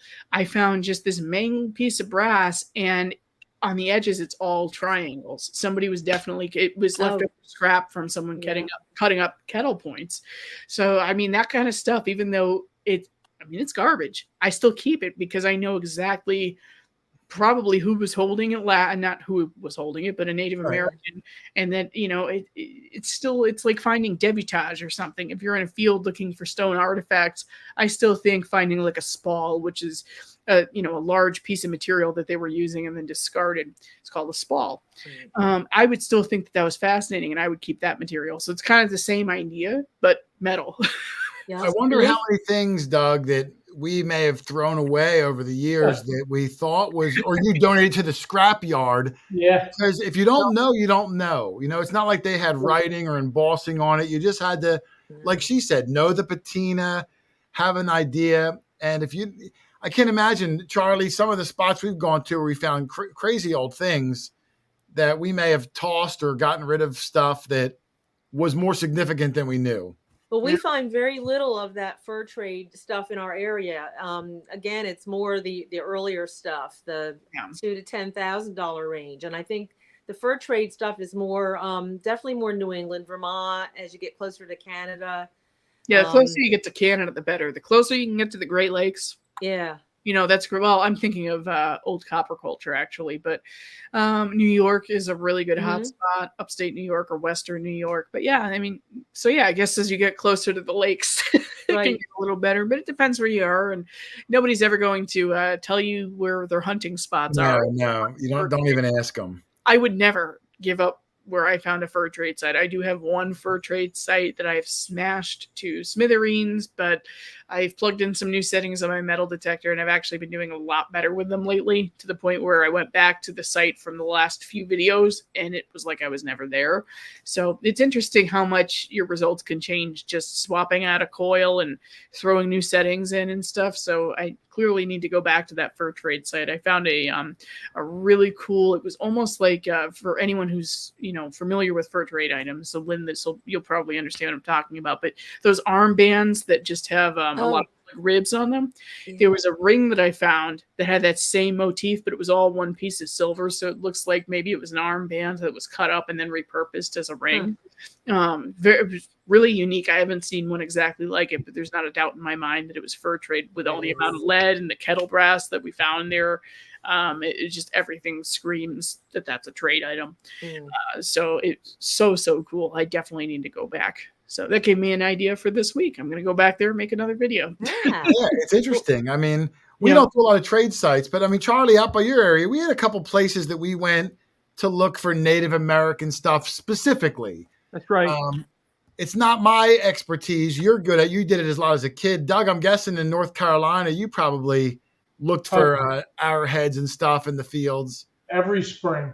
Yeah, when they don't plow anymore, but there's a few places near Charlie. That would be another thing for me to be doing, because I love Native American artifacts. I'd be out there every day doing it, but they don't, like I said, they don't turn the fields. They don't plow.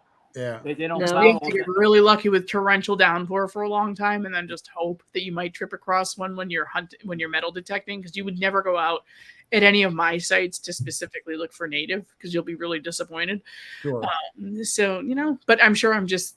I'm probably a mile away from a fantastic site and just don't know it, because that is not my area. I have no idea how to find Native American sites. I have somewhat of an idea, but we have so much bedrock here that good luck trying to sift a site, a nice flat plain that's over a nice water source above the flood.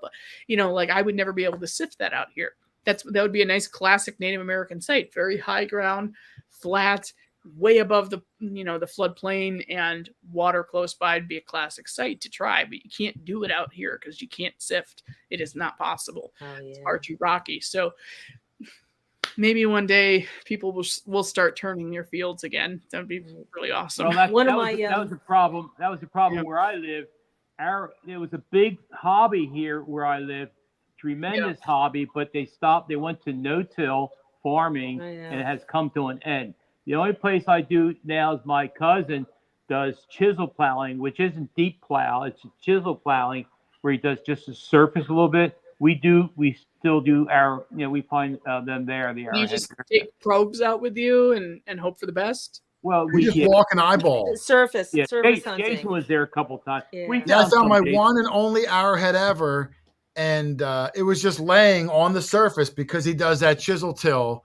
And as I was walking up, it happened to be right in my row, staring at me in the face. It looks like I thought Charlie went out the day before and laid it there for me, knowing I'd never found one. Yeah, and the one and only one I've ever found.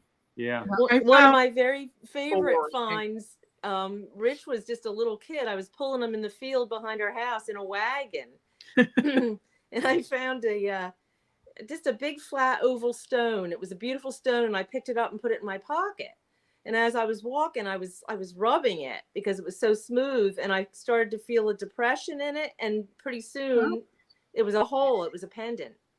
Oh my God! Yeah. So was it like half of a gorget or a full pendant, just a round pendant with a one full hole? Pendant, just like a big oval stone with a hole in one end, drilled through.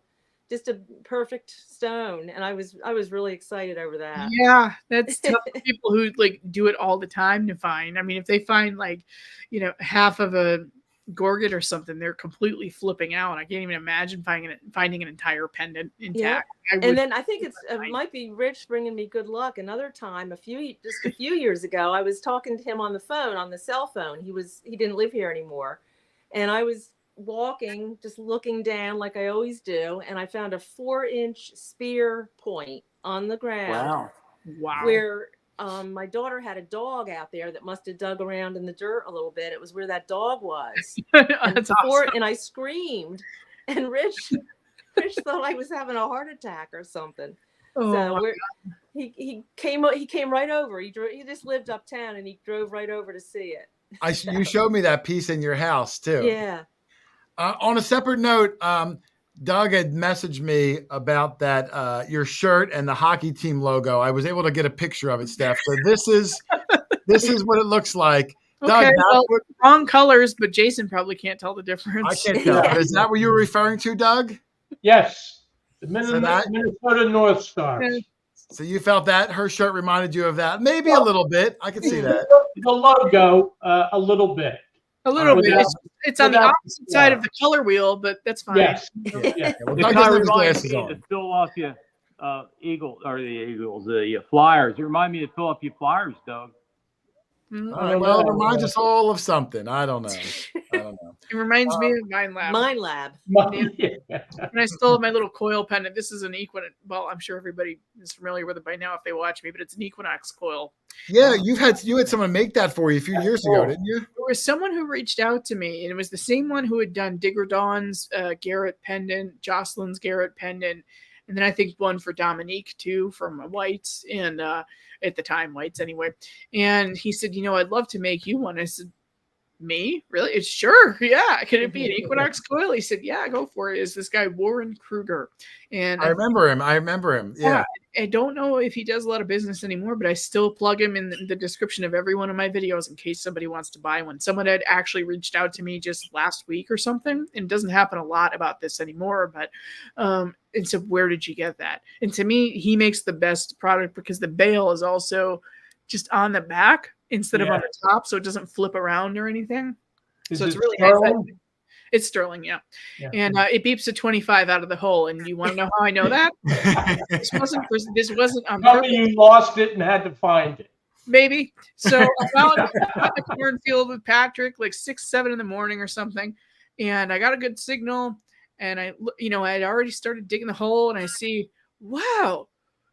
I wasn't quite awake yet. It's like 6:30 in the morning. Okay. I'm not a morning person, but Patrick is. So that's when we went. And I look down and I see this and I'm like, how could I find the same one that I have? I had that house. It didn't even cross your mind. And I thought, wow, you're really slow right now. Yeah. So I'm like, yep, the clasp went. I've had to replace the clasp a few times, but she's like, is that Walter Kruger guy stalking my house? So I swung over. Now it's out of the hole. Let me see if this sounds fantastic with all the different holes in it and how large it is. I'm like, this is going to be a banger. It's going to sound great. It was like a 25, which is lower than I thought it would be for the size and that, having holes in it. So if anyone is in here that doesn't metal detect, anything that has a hole in it usually sounds a little fantastic. Yeah. Somewhat fantastic, I guess. I don't know. Depends on the alloy, but that had every right to scream in the 30s or something on an Equinox, and it actually didn't. But yeah, it was a nice signal. Now, talking about finding your own lost item, have you ever found something and were able to do a return to the person that lost it? Have you ever had that experience? Yeah, I did, and it was on accident, actually. So it was one of the first permissions I had ever got, and the way I got this permission is going to sound nuts, but it must have been 2016 because it was the year before I got really serious about metal detecting. So we'll say 2016. I'm coming home from work and I'm on this route, I'm on Route 85 in Connecticut, and I'm like, people blow like 60 miles an hour in that particular area. And all of a sudden, I see people have slowed down. There's this woman who's absolutely frantic running in the middle of the road. And then I see a loose dog. So what do? I stop my car in the middle of the road, okay, and I get out and I am trying to get the dog with her and stuff, and I managed to get the dog excited to come see me in the yard, and I grabbed the dog and she was like beside herself, just like shaking and so excited and crying and hugging me and stuff. And she had a really beautiful huge property with a 1700s house, and I door knocked it like 6 months later. And she was so excited to see me and said, oh, hey, Mom. Her mom was about 95. This is the one who saved Otis, the dog. And so she gave me permission. And so the first thing I found, I didn't think to say, did you lose anything in the yard that I can find for you if you want me to keep my eyes peeled? Because if you find, say they lost something in gold, maybe I'll dig more low tones, because at the time I didn't even know where to begin with such a huge property in my Ace 400 or something, first permission really. So in any case, I found this pendulum in the backyard. It was like an inch in the ground, ring up like all the foil that I was digging. And it was my first piece of gold too. And I didn't even think about the fact that it was gold at the time, because the pendulum was brass. And then the chain and this little tag with initials and a date on it was definitely solid gold. And that was actually the first gold I found. So I actually have found 2 pieces of gold to my name. And I didn't even take a picture of it. I brought it inside, and the last initial was a W, and her last name began with a W. So I said, okay, well, considering how shallow it was, this is a 7th generation farm. I guarantee it's a family member. She started crying, and I said, oh, I find the wrong thing. She said, no, this actually belonged to my brother, who passed away 5 years ago, and before that, my father's. And the date on here is my father's 50th birthday. So it meant so much to her. And neither of us, I mean, she didn't even know how it ended up there. She was kind of like, she almost seemed kind of sus. Like, are you a member of the family now? What? Are you a member of the family, honorary member of the family? Right. Yeah. So she was beside herself, and just flabbergasted that I found it. Yeah, that's what you hope for. Write that down, Jay. Yes, Write really that down. Unfortunately, I brought somebody with me that day who didn't really understand how to dig a proper plug, so we were not invited back because he destroyed the yard. He absolutely destroyed the yard, and I didn't see it until the end of the day. Wow.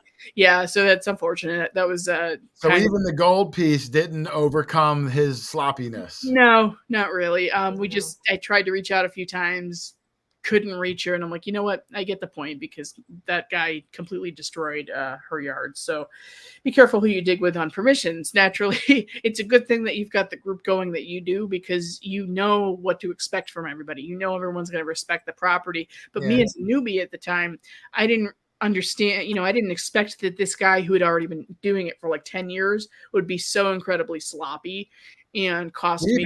We've had the same thing, Stef, and what stinks is that may have been at the time a reflection on you.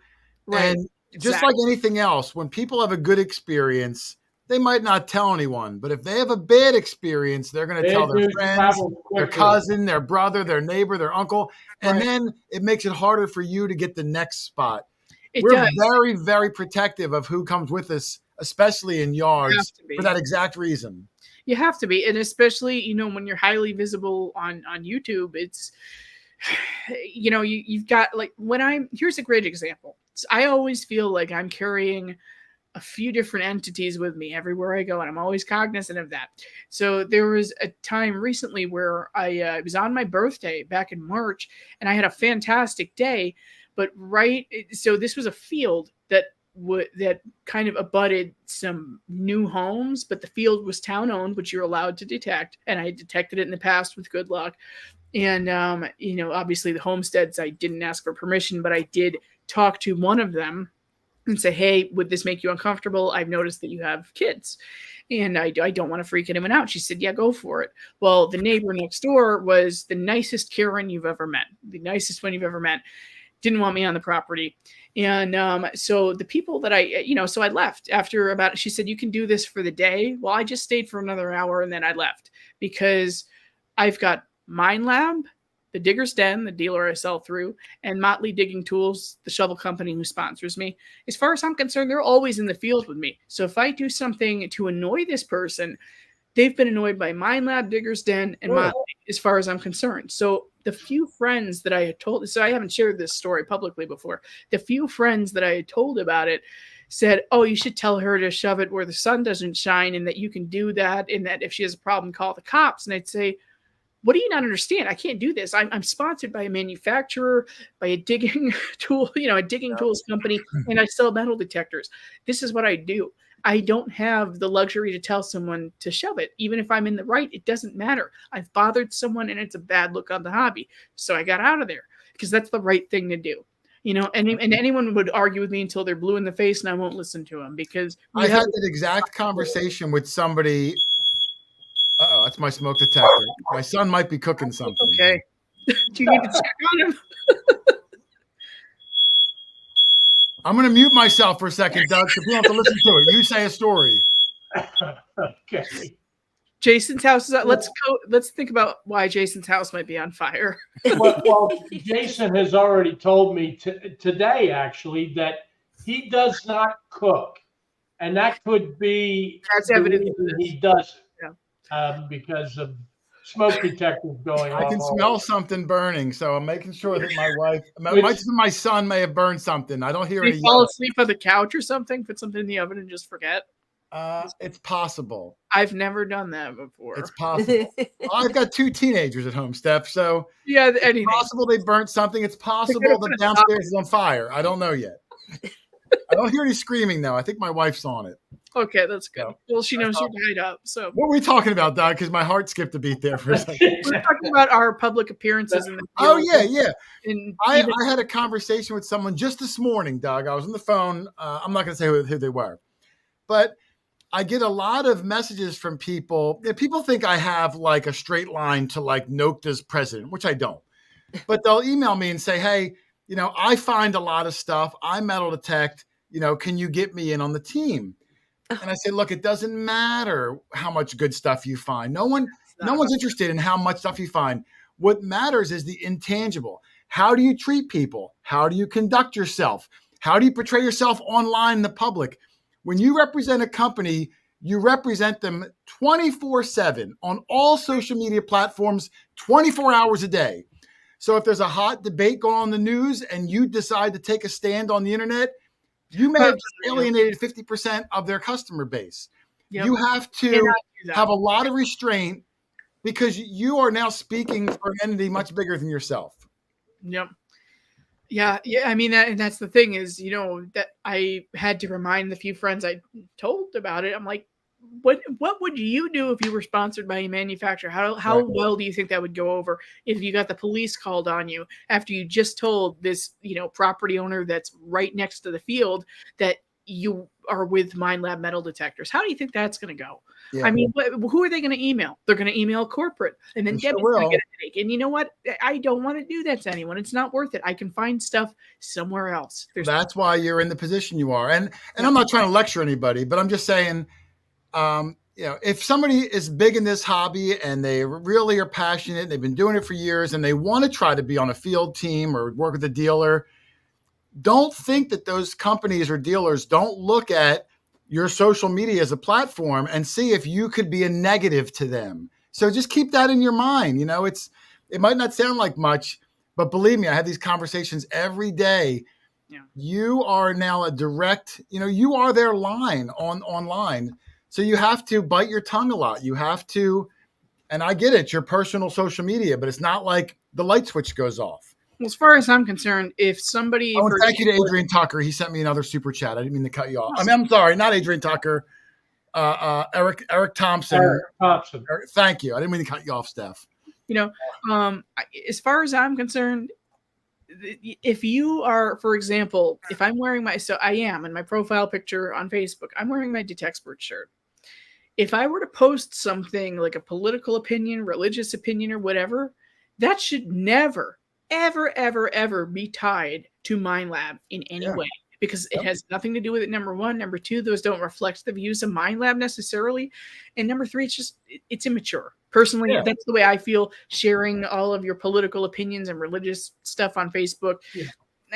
I feel that it's immature because it's like we don't talk about. The three things you don't talk about at a formal dinner. What are they? Politics, religion, and money. Those are the three things you don't talk about. So here's one of my keys to getting where I did get is right from the get-go when I said maybe in like 2018, you know what, I want to go for it. I want to try to be on a field team, and I really want it to be Minelab, but the cards fall where they may, you know. And I had the mentality of already being on a field team. What would I post if I was on a field team? And that would be nothing personal. It would be just detecting stuff. It would be positive. And if I don't have anything nice to say, don't say it at all. So I had that mentality for 3 years before Mind Lab picked me up. I'm like, this is the content that I would want to see a sponsoree posting versus, opinions, personal opinions. Sure. I boxed myself in because my personal profile I've had since 2006, and I didn't expect to gain a following from doing this. So I just kept my regular profile with my real name, and I don't have it separated into a personal life and a detecting life because detecting is kind of my life anyway. But it's a little too late now if I ever wanted to post something. Same. A little too late. It's a little too late. Yeah, for you, it's definitely too late. But I do the same thing. Like, I'm very conscious. And, do I have opinions on certain issues? Sure, I do. But will you ever see it ever on any of my things? Never. You'll never know. Yeah. Because it has to be that way. It has to. And you're a safe bet for a company to try to align themselves with. Yeah, so, I won't post anything controversial on it. Never. It's just out of the question. That's so hard for some people because your blood boils. Someone makes you mad. You want to fight back. Yeah. But you have to look at the bigger picture. And what did you accomplish by doing that? Nothing. Only you hurt yourself. Yeah, exactly. Yeah, it's something that you just don't do because you know what? We're not in high school. That's not how, as far as I'm concerned, that's not how you use social media. If that's how someone wants to use it, fine. But I'll tell you what, if I see a bunch of politics and stuff, I unfollow it. I don't care where anyone stands. Yeah. All I want to see are animals, gemstones, because I'm a rock hound. Right. Yeah, and metal detecting finds. That's all I want to see. I want to see things that make me smile in my news feed, not things that are going to annoy me with this commenting back and forth of bashing this person or the other. I don't care. That's not why I get on social media. And that makes me quickly detach myself from social media when I see garbage, just garbage. So let that be a lesson, Doug. When you start flaring off at the mouth, let that be a lesson. Hey, Doug behaves pretty well on social media on his page. No, Doug is awesome. Doug is a good. But my whole team is great, Steph. The whole team. I wouldn't ever worry about any of them embarrassing me or themselves. Jason, does that mean I got to stop wearing my Speedo down here at the beach? No, I think you look great in the Speedo. And what I love is the big Quarter Hoarder tattoo on your chest. I thought that was awesome. Thank you. They were going to say something different. And it was going to be TMI. But thanks for that. Definitely. The whole, and listen, most people get it. Most people understand that. But I'm just saying, if everyone did, you got a better shot at these things. If it's not important to you, then it doesn't matter. But if it's important to you, take steps and try to think how you're reflecting to others. All right, but listen, it's almost 2 hours. I got one more question, and then I'll see if anyone in the chat has any. I always like to know, you've been around for a while. You've seen the machines change, technology change. Where do you think the metal detecting technology might be in 20 years? Like, do you have any thoughts on what the future might hold? Because it changes so rapidly. What do you think? Like, what would be like, wow, it can like see under the ground, or I think it'll definitely see through the ground. How amazing!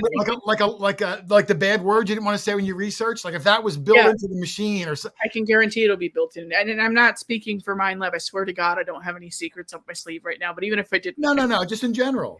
But in general, I could see machines actually being able to tell you exactly what coin it is, what exactly relic it is, the size, shape, composition would be dictated to you rather than just having to use, like, for example, with the Manticore, you've got the 2D screen to refer to and the target IDs and, of course, your audio. So you've got a few different indicators of what something could be, and you become really good at guessing. Same with any detector when you've had it for a while, right? But I think in the future, we're going to see literal, like, 3D renditions of what something might be right in front of our eyes. 20 years, think of 20 years technology. When did the first iPhone come out? 2004, 5? It's amazing. 2024. Can you imagine? Think of all we've accomplished in the last 20 years and how it's doing an exponential increase in AI will definitely be involved. There's no. I'm so excited. Here's my dream. Here's my dream future thing, Steph. And maybe it'll never be that. I'm thinking like it's going to evolve to the point where like you can metal detect based off an app on your phone, and you can drive by someone's yard, hold your phone out, scan their yard, and be like, "Ooh, there's a silver $50 in his yard. I'll go knock on the door. Do that too. And I have to address something in the chat. Teresa, that's awesome. She was talking about moldavite. That's a whole other conversation we can have. What was the word you used? Moldavite. It's a meteoric glass. Am I saying that? Yeah, meteoric glass that rained down. I think it was 15 million years ago or something. Teresa. Oh wow! I thought moldavite was the guy that's put the scar in Harry Potter's head. Anyway, so moldavite, it's a meteoric glass that rained down on the Earth 15 million years ago, I believe it was, and the asteroid or the meteor, whatever, hit the Earth with such a force that it went back up into the atmosphere and then rained down as like this green. Oh, I heard of that stuff. I never knew the name. And she was saying she can only wear it for a few hours at a time because some people get what's called the moldavite flush.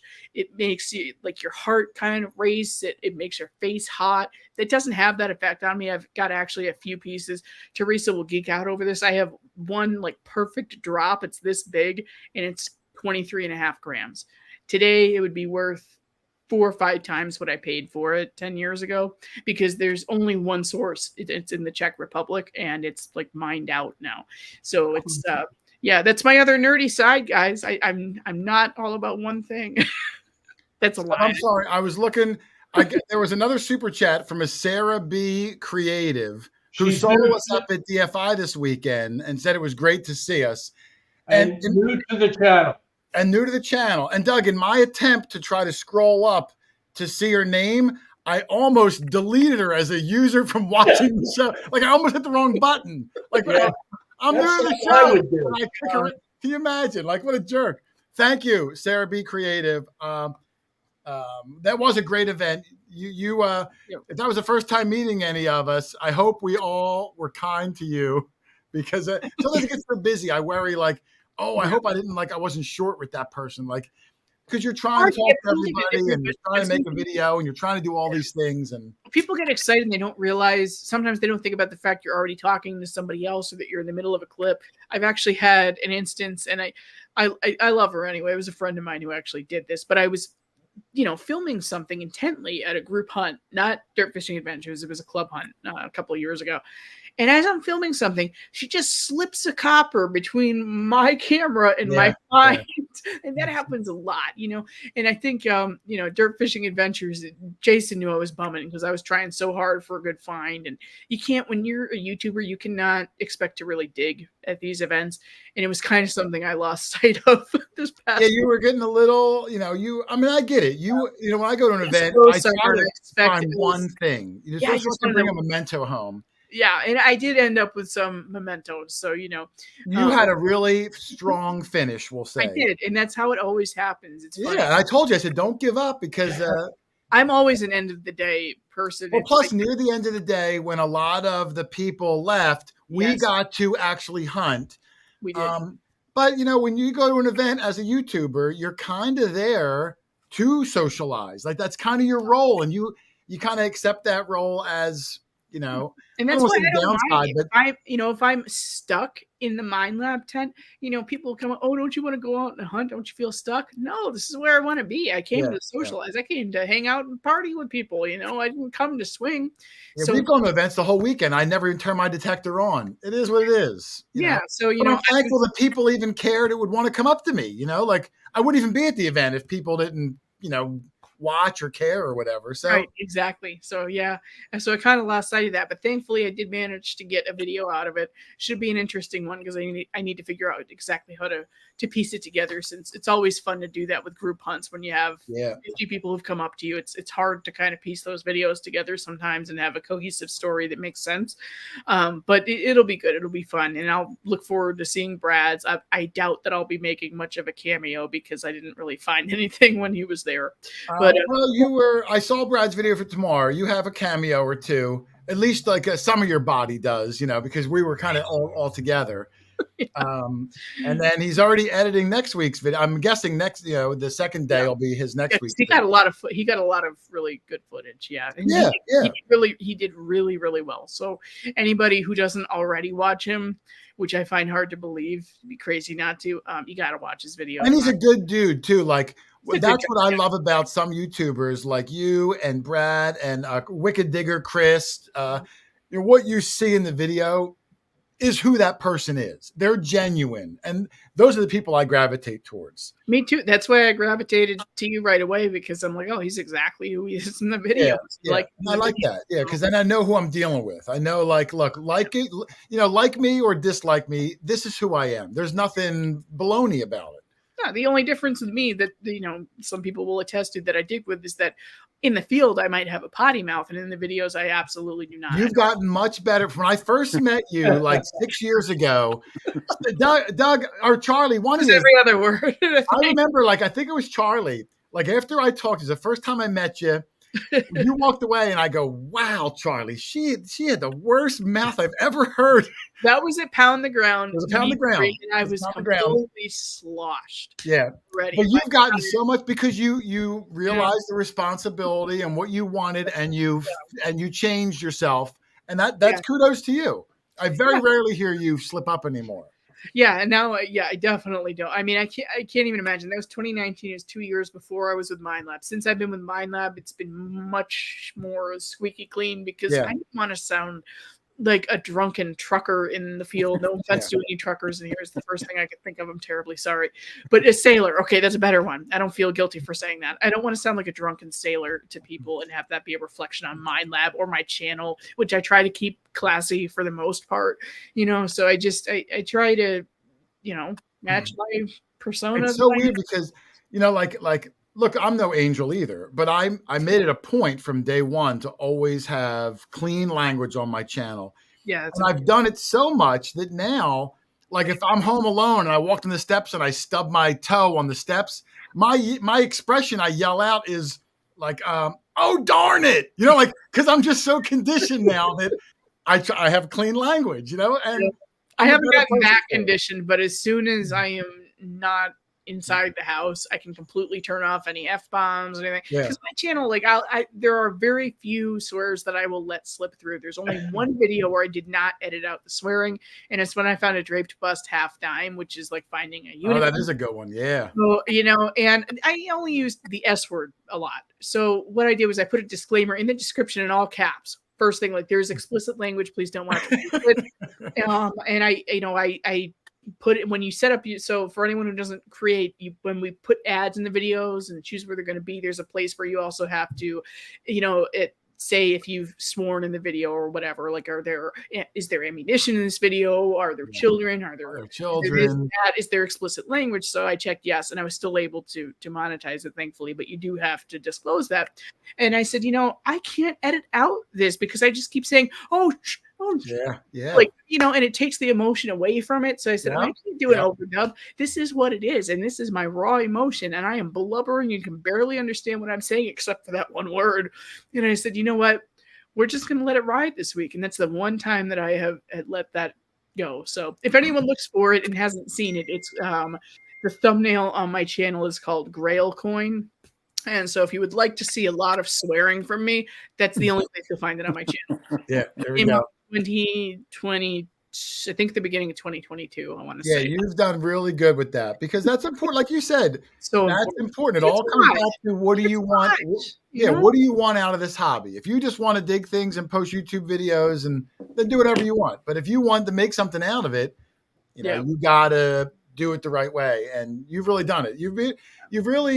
You've taken what became a nothing hobby, like just a casual hobby, to one of the highest levels you can. And for a female too, which doesn't get as much attention, I'm really proud of you. It depends on the assets you have, but I said what I said. Yeah. Well, no, I'm proud of you. Doug, we've been going 2 hours. Do you have any questions for Stef before we try to wind this down? Yeah, Stef, what was your cat bust halftime year?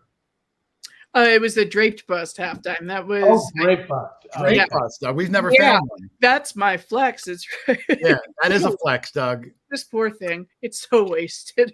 It's so slick, but she's there. Wow. But there's close-ups in the video. In any case, I remember the video. I remember seeing it. And none of us have ever found one. Probably we were with James. James Onesco when he got found one. Yeah, his was James Onesco halftime. Mine's not in that kind of condition, unfortunately. But you have one at least. I have one. But you know what's crazy is right after I dug mine, now I'm seeing like 2 or 3 a year, like draped silvers dug, and I'm like, oh man, because it was something I like never saw dug before I dug one. Yeah. Well, it's still an ultimate bucket lister. It is an ultimate bucket lister. I've got early U.S. silver. I've got draped U.S. silver. So anyway, I dug that December 27th, 2021. And I think I would imagine the video is probably like January or February 2022. What year is the coin he was asking? Do you know? Can you see what a date? Year is, oh, it's probably worked out. Yeah, 1800 on the nose. So I couldn't get into the on the nose U.S. silver, but it's 1800. All and right. it is one of because of the variety. It is one of 24,000. Yeah. Well, I mean, they're incredibly rare, Doug. I mean, that early U.S. silver is impossible to find. Supposedly, it wasn't like there's so many of the early silver coins. That silver was donated by like George Washington or something like that. I mean, I don't know what year it went up to, but there's so much hoopla around those early U.S. silver coins. Oh my God. I mean, it's when you find one, it's like that's tougher to find than a tree coin out here. I see like a dozen tree coins a year posted, and it's the ultimate New England bucket lister. That is king of the, I mean, there's like 3, I would say top 3 colonial bucket listers. And I've checked off 2. The Fujio, I've got 2 of, the George Washington button, 1 of, and then the pine tree shilling or oak tree shilling tree coinage of everything. That would be number 1. So I think there's a willow tree shilling, isn't there? There's I want to say like willow tree 2 pence or something that's absurdly rare, and it's something that you would almost have to sell, or you feel irresponsible to your entire family because you take that much money. So like when you hit 5 to 6 figures, you kind of feel a responsibility to provide for your family a bit by selling it. Doug, let's put it out now, guys. Doug, Charlie, Lynn. If any one of us finds something worth 6 figures, we'll sell it and split it. All right, everybody agree? All right. Sure. Your Rosa Americana is very rare, though, right? Your Rosa Americana. It's exceedingly rare, especially, in terms of Doug Rosas, I would see one maybe every other year or something, even in the really early colonial groups where a lot of people are just crushing it. And that's a British coin, right? It's American. It's actually American. I thought King George made them and sent them over here. No, there's great history on it, and I know I can condense it into a minute. So the 2 pence, for whatever reason, I never see the 2 pence dug. I had seen one dug before, but then, of course, when I posted mine, a few people had to steal my thunder and show me their 2 pence that they dug. But that was a whopping 3 people total that I know that have dug a 2 pence Rosa over 7 years. So the Rosa Americanas, we were having a coin shortage in the early colonial era. So the colonies did not have enough coinage, and Great Britain decided, all right, this is what we're going to do. We're going to give William Wood, who designed the Wood's Hibernia, aptly named, and we're going to give him a contract to make halfpennies, pennies, and farthings to send over to the colonies. The rose that's on the back, Rosa Americana literally translates to American rose. So it's not a Tudor rose, that's an American rose. And the utile dulce that's at the bottom on the reverse means useful and sweet. So it was kind of like this, I don't know, it was this like kitschy kind of coinage to try to satiate the colonists. But unfortunately for the British, the colonists were not stupid and could tell that these coins were entirely underweight for their denominations, because the halfpenny, our halfpennies, they're very close in size to $50. For those of you who don't live out here, our halfpennies are close to like a large cent size, right? They're large coins. Well, the halfpenny of the Rosa is the size of a farthing, which is probably around the size of a quarter. A 1 pence Rosa is the size of a halfpenny, and a 2 pence is the size of a 1 penny. So it's still, what I found is a huge coin. It's like 33, 34 millimeters. It's bigger than a $50. But the thing is, they were rejected by colonists because they're so underweight. How can we possibly use this as currency? So mine even has an X carved on both sides. Yeah, all that. Yeah. It's likely that it was demonetized almost immediately. Somebody didn't want to accept it as legal tender and dropped it, and that's where she laid. And thankfully it was under a rock, because that alloy is horrible. Bath metal is what it's made out of. It's an alloy that William Wood developed himself. I don't know why. He was very proud of it, but it was a crap metal. It's 25% zinc, 20 and 75% copper. And we all know what zinc does in the ground. So to have it come out in the condition that I did, even though it looks a little crusty to some people, is to me incredible. that it came out in the condition it did, and that you can read all the lettering, you can see King George very clearly. But yeah, that was the answer. Was that was Great Britain's answer to the coin shortage in the colonies. This is what you get. You will take what you get, and you're going to like it. And it was minted. It was minted over there, though, right? Yeah, it was struck over there, but it was over there, right? Yep. So it was shipped over here, and there was a lot. I don't remember how many tons were shipped over here, but the surviving estimate, if I were to take all of so if I was to look at the top rarity, so there, I'm looking at all the different denominations and all of the different years, which is 1722 to 1724 for the most part. There were a couple of KG2 patterns that didn't come out, or they were like 1 of 1 or whatever. But if I took all of those and I looked at the universal rarity scale in the Whitman's Encyclopedia of Colonial Coins, the highest surviving estimate would be 4,427 across all years and all denominations. Wow. Highest surviving estimate. On the lower end of that, you'd be talking like 1,000 or something. But it's interesting. Most Rosa Americanas that are in collections today have been found in Great Britain, so it's not even certain that a lot of those made those to the United States. So the fact that one landed under my coil is incredible. And but we can say that about a lot of things we find. I think it's just like, what on earth is the likelihood that this was there for me to swing over 300 years later? Wow. Yeah. That's what keeps me going anyway. Right. Yeah. Great find there, Steph. Yeah, that was nice. One of a lot of great finds she's had over the years. Yeah. I've been lucky, but it's a lot of boots to the ground. It's a lot of scouting, and people tell me I'm lucky all the time. It's a lot of work, because I'll tell you, people I dig side by side with will tell you I'm not a fantastic detectorist. I just have a lot of like chutzpah. I just have I have a lot of drive to continue going. Luck is the residue of design. That's right. Doug says that before, and he's right. There's a little bit of luck, but it's skill to put you in that position to be lucky. Yeah, it's true. It's true. Well, Lynn, do you have any last questions for Steph? It's been 2.5 hours. I probably could ask a million questions. I know. We'll have to have her on again. And I'll have to have her on again when Rich can make it. I know he was disappointed. Oh, he was. He really at least I got to see him last weekend, They're one of like the 2 or 3 channels that Rich has watched since I met him. So I know he was really looking forward to it. If it wasn't an emergency, he would have been here. So yeah. Well, I do have one question. With all the great stuff that you have found, did you say that you had never found a real? No, I have 13 of them. Yeah, she's you do? Yeah, no, I have reals. I don't have any cobs, though. Oh, I know people that have cobs. Raise your hand if you have a cob.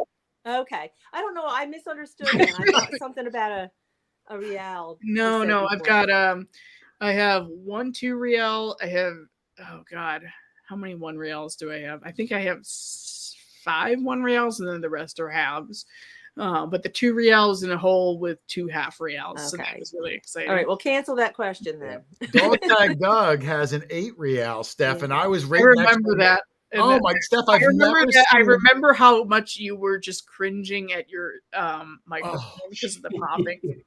Oh, I know. Because when we were spraying, you never let it go. Because every time we talk about it, you're like, "Oh, the popping." Well, because Rich, when he was spraying the coin, not that it was his fault, but some of the wind blew the water onto my microphone, and they're so sensitive, so it popped for a little bit, but I'm just saying the excitement on Doug's face. I don't think anyone cared. I mean, I know, but those things when you're a YouTuber, those things irk you. Oh yeah, that would have. I would have been so. I would have just wanted to. I would. Yeah, because I knew that would be a historic moment on my channel for years. It's like, like in Facebook when your memories come up every year, like.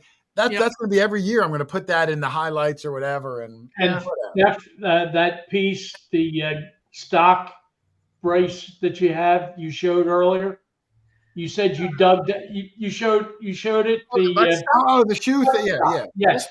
Now you said you were in a bunch of trash, and yet you decided to dig that signal.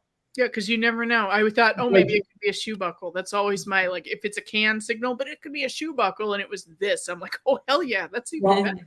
When I dug that 8 real, I was in the middle of a trash field. Yeah, you were in a dump area. And I kept hollering for Jay to come over to do a live dig.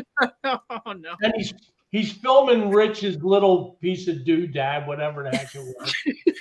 And he wouldn't come over. I said, I'm going to start digging. Well, you didn't wait for. I was in the middle of filming Rich's thing, and you're screaming at me.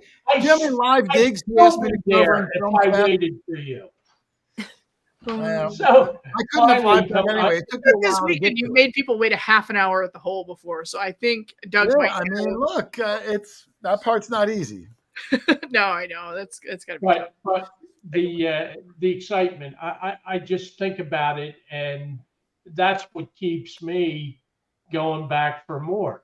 Yeah. Unfortunately, it doesn't happen every week, but hey, you if never it did, know. though, you wouldn't have the excitement. Yeah, that's what makes it exciting. Exactly. It's always the and waited and anticipation. waited and waited, and that's why you're excited. Yeah. You know, if you hit the lottery every night, it wouldn't times a mean year, you're always going to find something incredible a few times a year. It's like guaranteed. Sure. Not as much as we all do. You're guaranteed amazing things. People, I'm sure that when you guys are doing yards, especially, and people drive by, I'm sure you've had gawkers that look at you like you're crazy or whatever. But the reason we do this is because we do find treasure in the ground. It really does exist. It's not a myth, or we wouldn't have this industry of metal detectors with manufacturers competing for your business with machine after machine after machine. It's because there is treasure to be found. There sure is. And it can be found anywhere. You never know. Yep. And depending on your perception, treasure can be all sorts of different things, Steph. That Mr. Boston lid is it's a butt plate. I would love to have that. Yeah. Doug loves anything to do with a butt. Anything. Yeah. Well, that's not a lie. But all right, listen, Steph. It's almost 10 o'clock. I can't thank you enough for coming on 2.5+ hours with me. Thanks for having me. I have a feeling me. we're going to be having you back on again. Great. But thank you for your time. It was great seeing you this weekend. And I can't wait for everyone to keep watching your journey on YouTube, Facebook, with your different sponsorships. If you haven't subscribed, go check her out. Give her a chance. I know you're going to like her. Stef Digs, one of my best friends, I like to think, in the hobby. Thank you very much for coming on. Thanks for having me. Thanks, Steph. Bye, Steph. Have a good night, Steph. Good night. Good night. Whoops, I kicked out the wrong person. Who'd you kick out, me? Well, I kicked out with somebody. I'm just, I wanted to let her go so she wasn't in all night because I do this live show on a Thursday night. It's a work night, and I try to be mindful that people have to get up. Yeah. Even Doug. Doug's get up, what, 5 a.m. tomorrow? 5 a.m, yeah. So, Doug's like hanging on, straws trying to stay awake. But I love Steph, Doug. I always enjoy seeing her. We might see her once a year. She's great fun to hunt with. We always go out to dinner together, and we'll sit down. We're out to dinner. It was me. It's funny. I'll tell you a quick story is we said, where do you want to go for dinner? It was me, Steph, Nicola, and Brad. And I said, well, we're kind of dirty. I'm really stinky. Let's just pick somewhere, quick. So we look and we found this place called, I forget the guy's name, like Vince's Restaurant. And I thought, well, that sounds pretty. Hold on. Steph's coming back in. Hold on. She wants to come back in. Yeah. I'm just watching you guys talk about me like I'm not even in the fucking. Well, no, we're talking about the restaurant. So we go, we look it up. We find this Vince's Restaurant, Doug. Yeah. And I say, all right, we'll go there. We walk in and it's like a super nice place. People are like dressed up and like we all smell. We're dirty. We got boots on. I'm dragging mud across the floor. And I was like, son of a gun. But the food was good. Mine was delicious, Steph. How was yours? Mine was pretty darn good. There's a lot of food though. Holy crap. And I had to throw mine away, half of it. I had to throw mine away because our stupid refrigerator wasn't plugged in. I didn't even have a refrigerator. I didn't even have curtains or a towel. Yeah, I know. Yeah, they will sit. Come on, we'll give you free lodging. I would have had to heat my chicken up under the shower. Oh my god, yeah, but we were so disappointed because we were like, oh shit, Steph, shoot. Wake up to a funky smell in the fridge, and Nick's like, and she hands me one of my iced coffees because I get those double shot espressos, like those Starbucks cans, and she hands me one. It's like room temperature. I said, "What the hell?" She said, "Oh, the fridge wasn't plugged in." I said, "Oh, is that why it smells like a pig's asshole? Because there's like Steph, you're on the show. We're still on. Nice try. I've done this before though. So I don't know if Steph can hear actually, me. wait, no, it says live. Yeah, we're still live, Steph. We're still live. I'm gonna go away now. I'm like, Steph, what are you doing? The real Stef Digs. Look how red her face is. Hey, Jay. Steph unplugged. I'm like, can she hear me? Can she hear me? Oh my goodness. And I'm like ripping up my dick. Oh, I my was going to end the show, Steph, and you said to bring you back on. I thought you realized the show was still going. I was like, why are you guys chatting about me in the studio? I thought No, we were gonna hang I out. was wrapping the show up, though. Oh my goodness. Hot mic. Well, listen. It's 10 o'clock. The kids are Sorry, probably asleep. It's a school night. I'm gonna have to trim that for when you put. Trim a live Too show. late. Oh, The first one, I was like, "Oh, that was an accident," and then another one. That'll make the blooper reel. And then, I'm like, she doesn't hear me. And then wait, did that still say live? no. And then I noticed the red numbers. Yeah. Oh, man. Backstage where I belong now. Okay.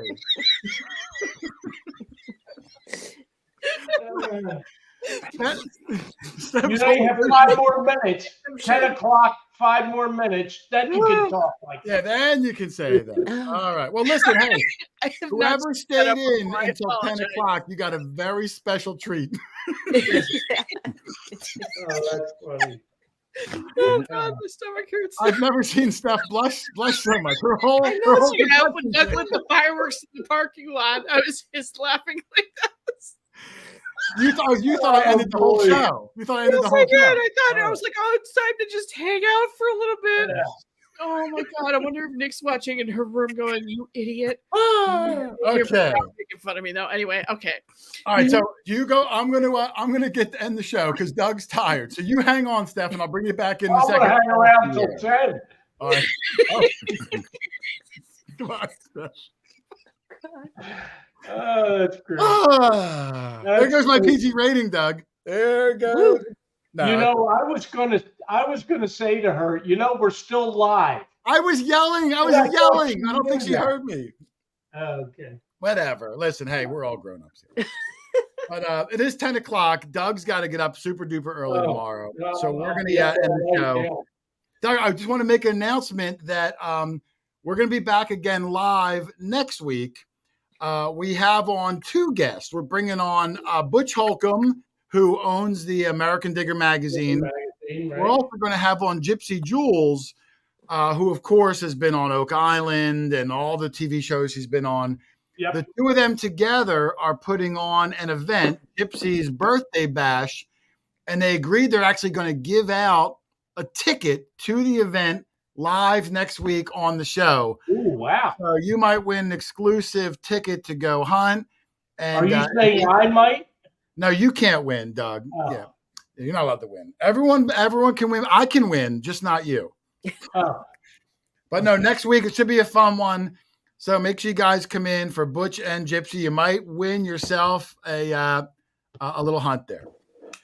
But I'm tired. My throat's getting sore. Doug, any last words before we sign off for the night? And let me, real quick, thank you, everybody. I saw Flash in the Pan all night. What's up, brother? Adrian Tucker, Gloria. I saw a Hot Mess Fishing popped in. Louisiana Mud Dog. Everybody, thank you for coming on. If I missed your name, I apologize. Claudia Lamberson, I don't see her very often. Super good person there. Mud Swat. Bob Emmons, who I love. Crazy Digging, everybody. Audrey Girlinghouse. Love that name, Doug. Was Prairie Pirate in? I didn't see Prairie Pirate, but he may have. It was hard to watch the chat. Right. Oh, there he's right there. He said Laura's I still thought I laughing. saw him. Yeah. He said Laura's still laughing at Steph's little misstep there. I would like to say in deference to our friends from Brazil, boa noite. Oh, did you learn how to say thank you while the show was going on? No. That's good night. Boa in noite. Portuguese. Is it in Portuguese? Yeah, Portuguese. All right. Way to go, Doug. Yeah. So there we go. Charlie. Thank God for Google. All right. Any last words for the group tonight, Charlie, before we sign off? No, I actually had fun tonight.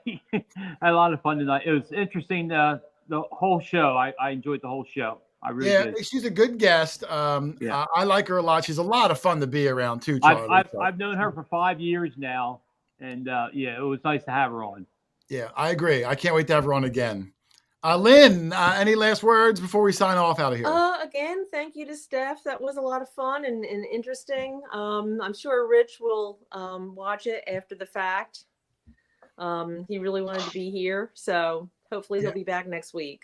Yeah, I'm sure he will. I know he's going to watch it. Like I said, he was bummed when he couldn't be on. He had a bunch of questions for her. I know. So, I'm sure we'll have her on again. She's a good guest. I stay in touch with her a lot, so she will be. I hope so. That was fun. So, all right, Doug, we're going to get out of here. Everybody, thank you for joining us all night. Don't forget, next week, same bat time, same bat channel with Gypsy and Butch. And we will see you guys next week. Good night. Later.